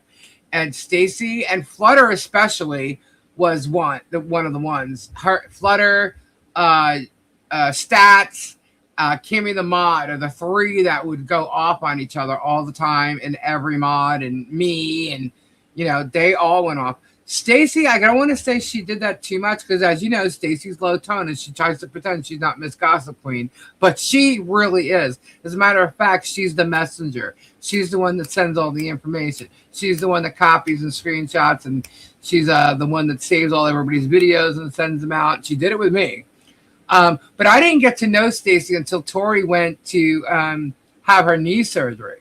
Okay, that's when I started learning more about Stacy, because Stacy was very willingly happy to come on and stand in place of Tori till Tori came back. And that's what she did, until, it was getting too much, and backstage she would say stuff, play stuff, whatever. But backstage was a whole different ball game, guys. You have no idea. And that's what I was trying to tell you. Like when all this stuff and the flipping thing happened, I'm like, oh my God, you guys have no idea. None whatsoever what goes on backstage, the drama. You know, oh, this guy said this one was flirting with that guy and blah, blah, blah. It's like, hello, you live with a guy. Why are you even freaking out over this crap? And it wasn't just now. She's been doing that for 6 years. You know, you got that crap here. You have other crap there. There's just so much stuff going on. And meanwhile, you could defend them all you want. They're still going to somehow attack you, you know?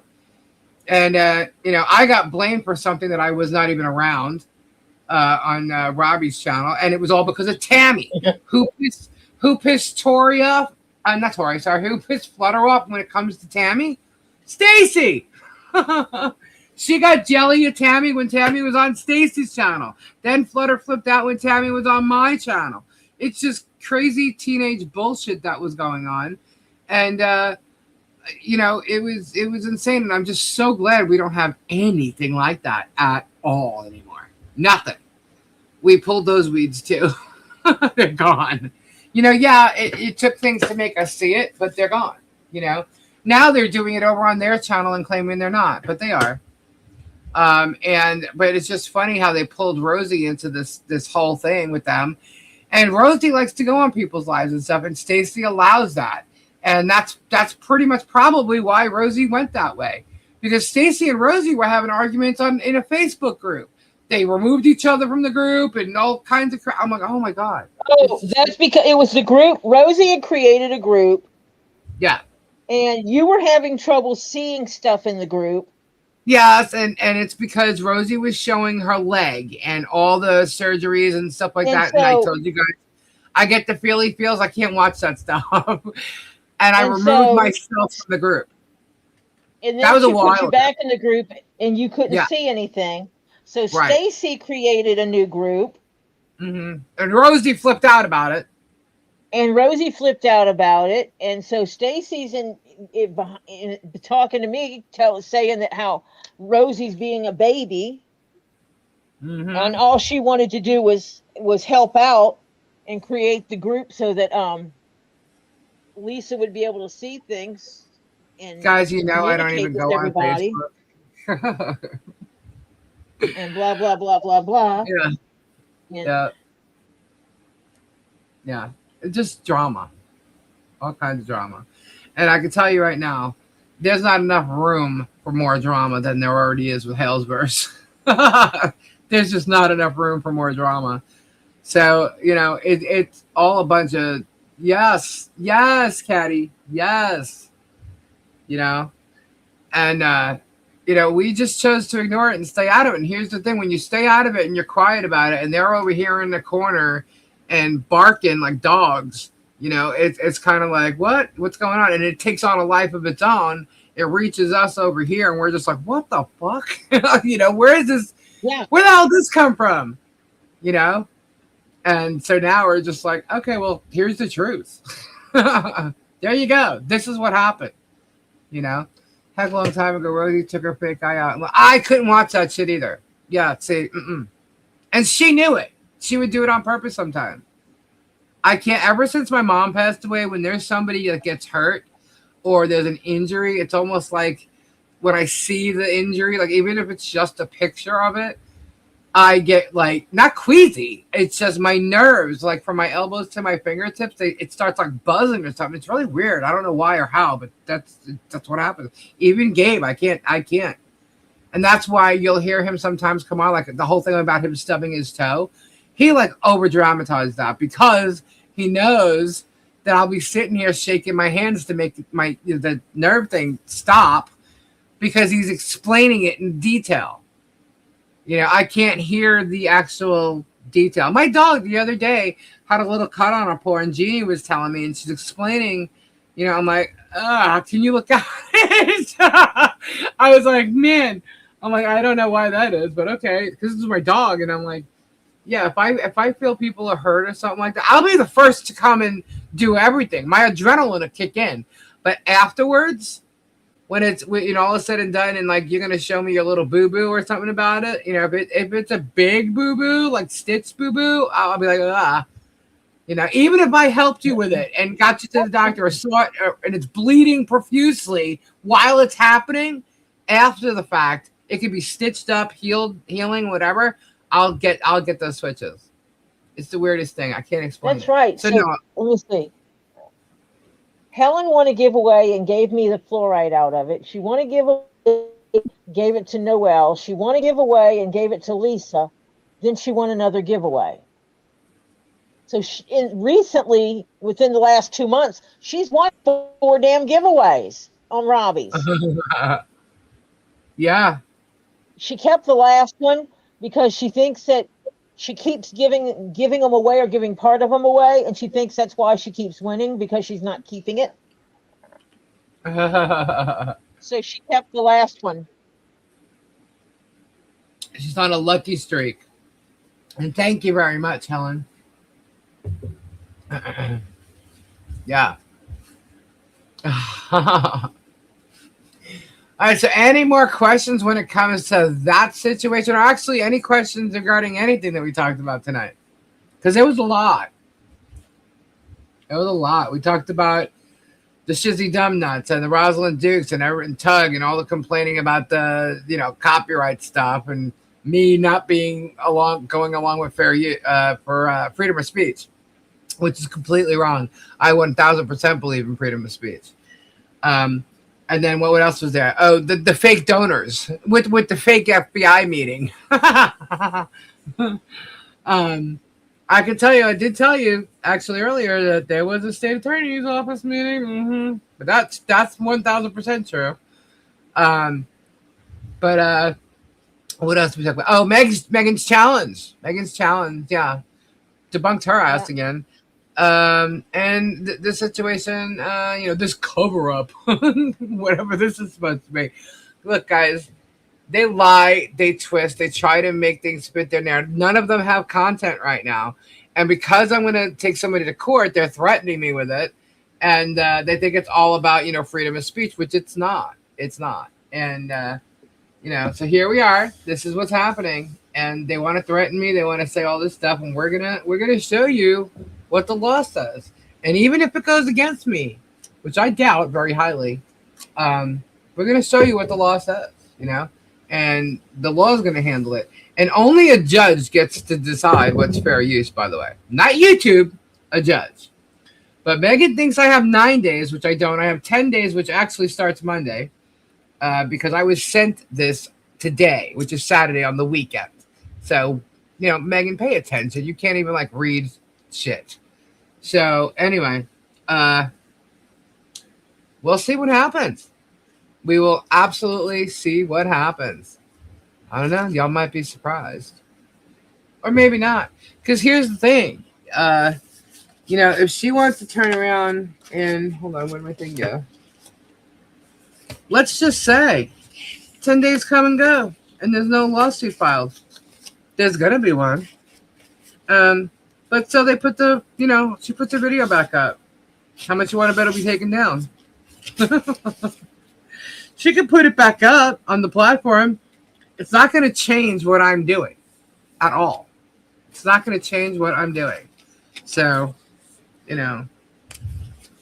say what you will. Keep your pattern of bullshit going and playing all you want. You do not, and none of you, unless you email me and have permission from me, will ever get permission. These minions will never get permission to use my logos, my thumbnails, anything you see on my videos at all, whether it's public or behind the paywall. You'll never get anything behind the paywall. Okay? But my voice, anything, me or my husband, anything you see on here, you have no permission to use it. Period. No, YouTube is not a court. No. And they don't decide what is fair use. Only a judge does. So, you know what? Take that, Megan. How about that challenge? Who won? I did. Thank you very much. And again, your cease and desist is to remove everything you've ever said about me on any of your videos. If you mention me on your videos, take it down. That's your cease and desist, honey. And we all know you're not going to do that, are you? No. Maybe a judge might make you do that. Boy, would that suck. And I wonder how much money she's made off of talking about me. And then look at that. Then Michelle and John could do the same freaking thing. Yeah, because it's defamation what she's doing. She's not being a journalist and reporting the news. That's not what she's doing.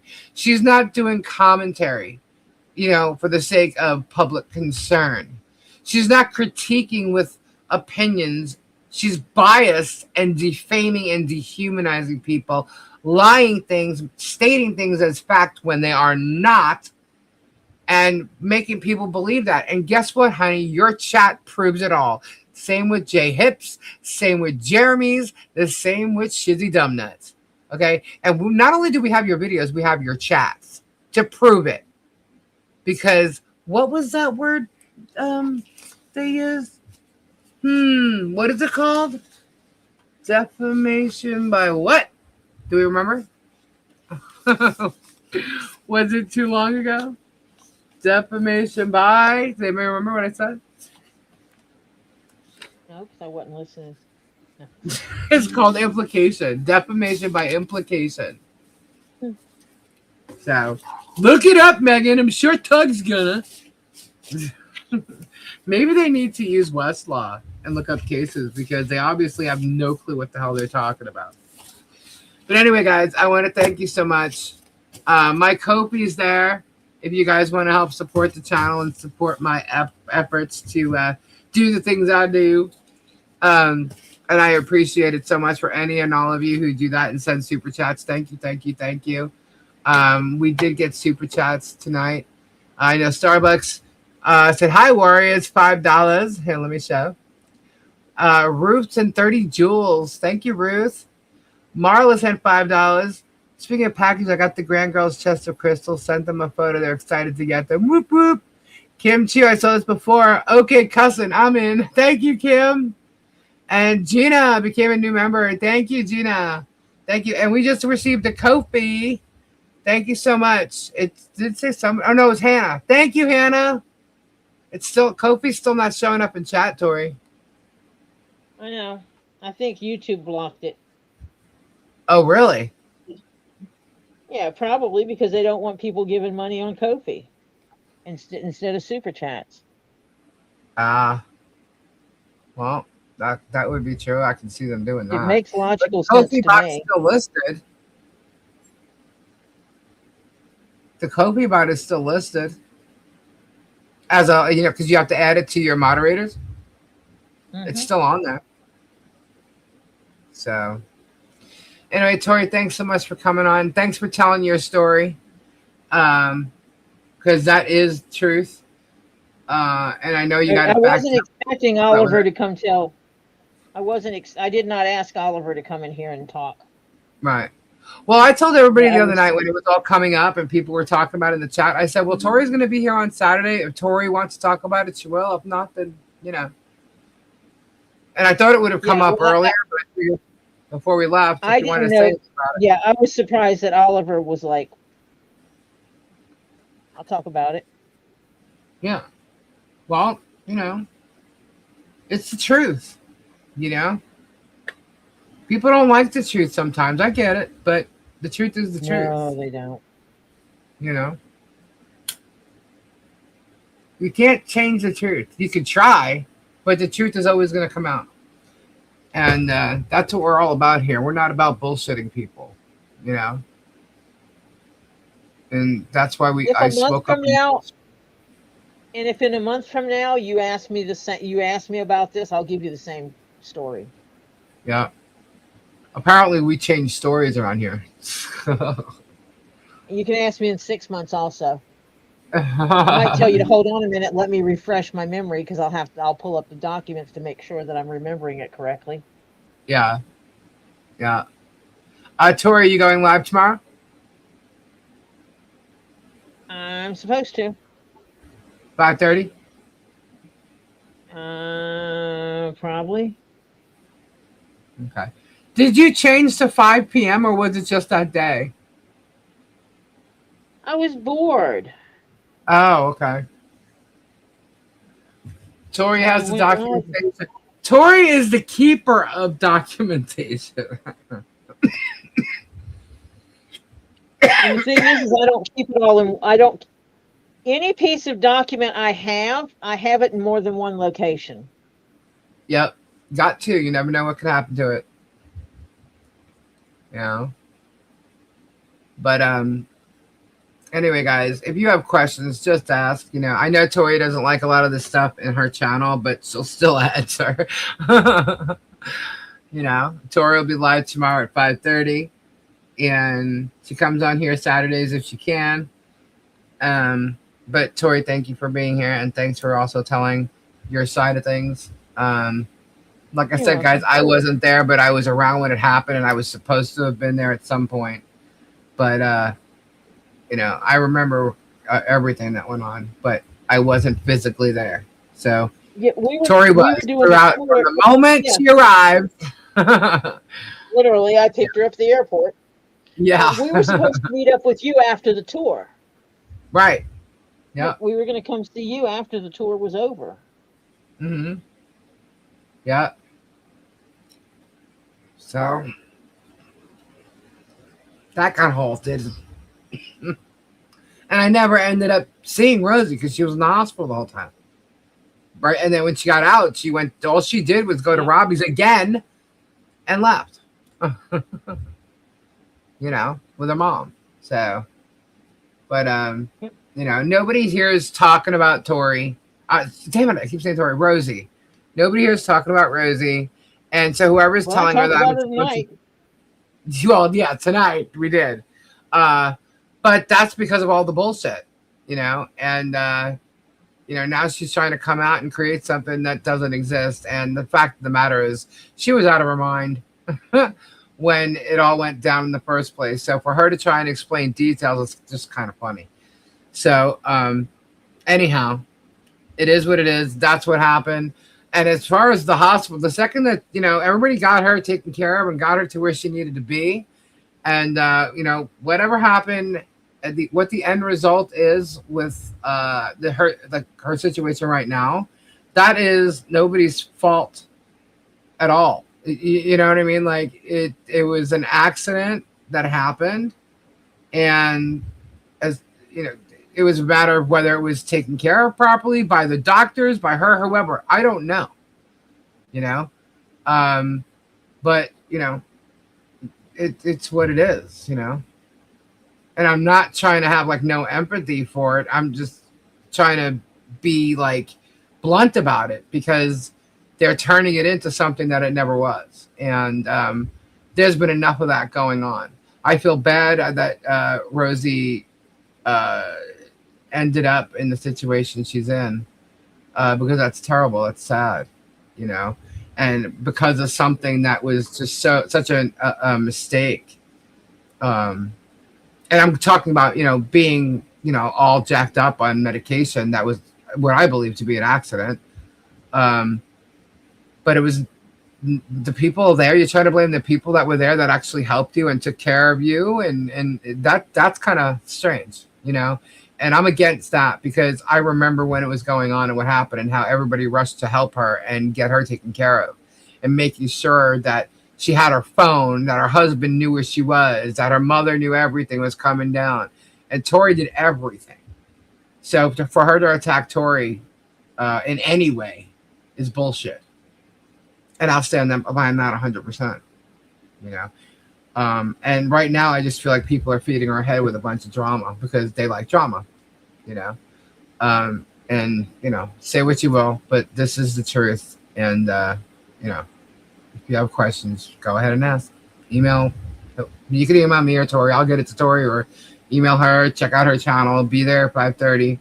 You know, Tori never pulls any punches, guys. If you've been listening to either one of our channels, you'll know Tori doesn't pull punches. She's just as blunt as anybody else, as me, or you know what I mean. Like she's way more blunt sometimes, I think, than I am. That's my that's my tism. Straightforward to the point. Very straightforward. And so yeah. So ask away if you need to. But we're gonna sign off because we were gonna be off by 12:30, guys, and Tori, it's 2. And I didn't sleep last night. Yeah. So we're definitely gonna get going Tomorrow is Sunday Spunday. I'm pretty sure this is all going to be mentioned tomorrow in some way, shape, or form.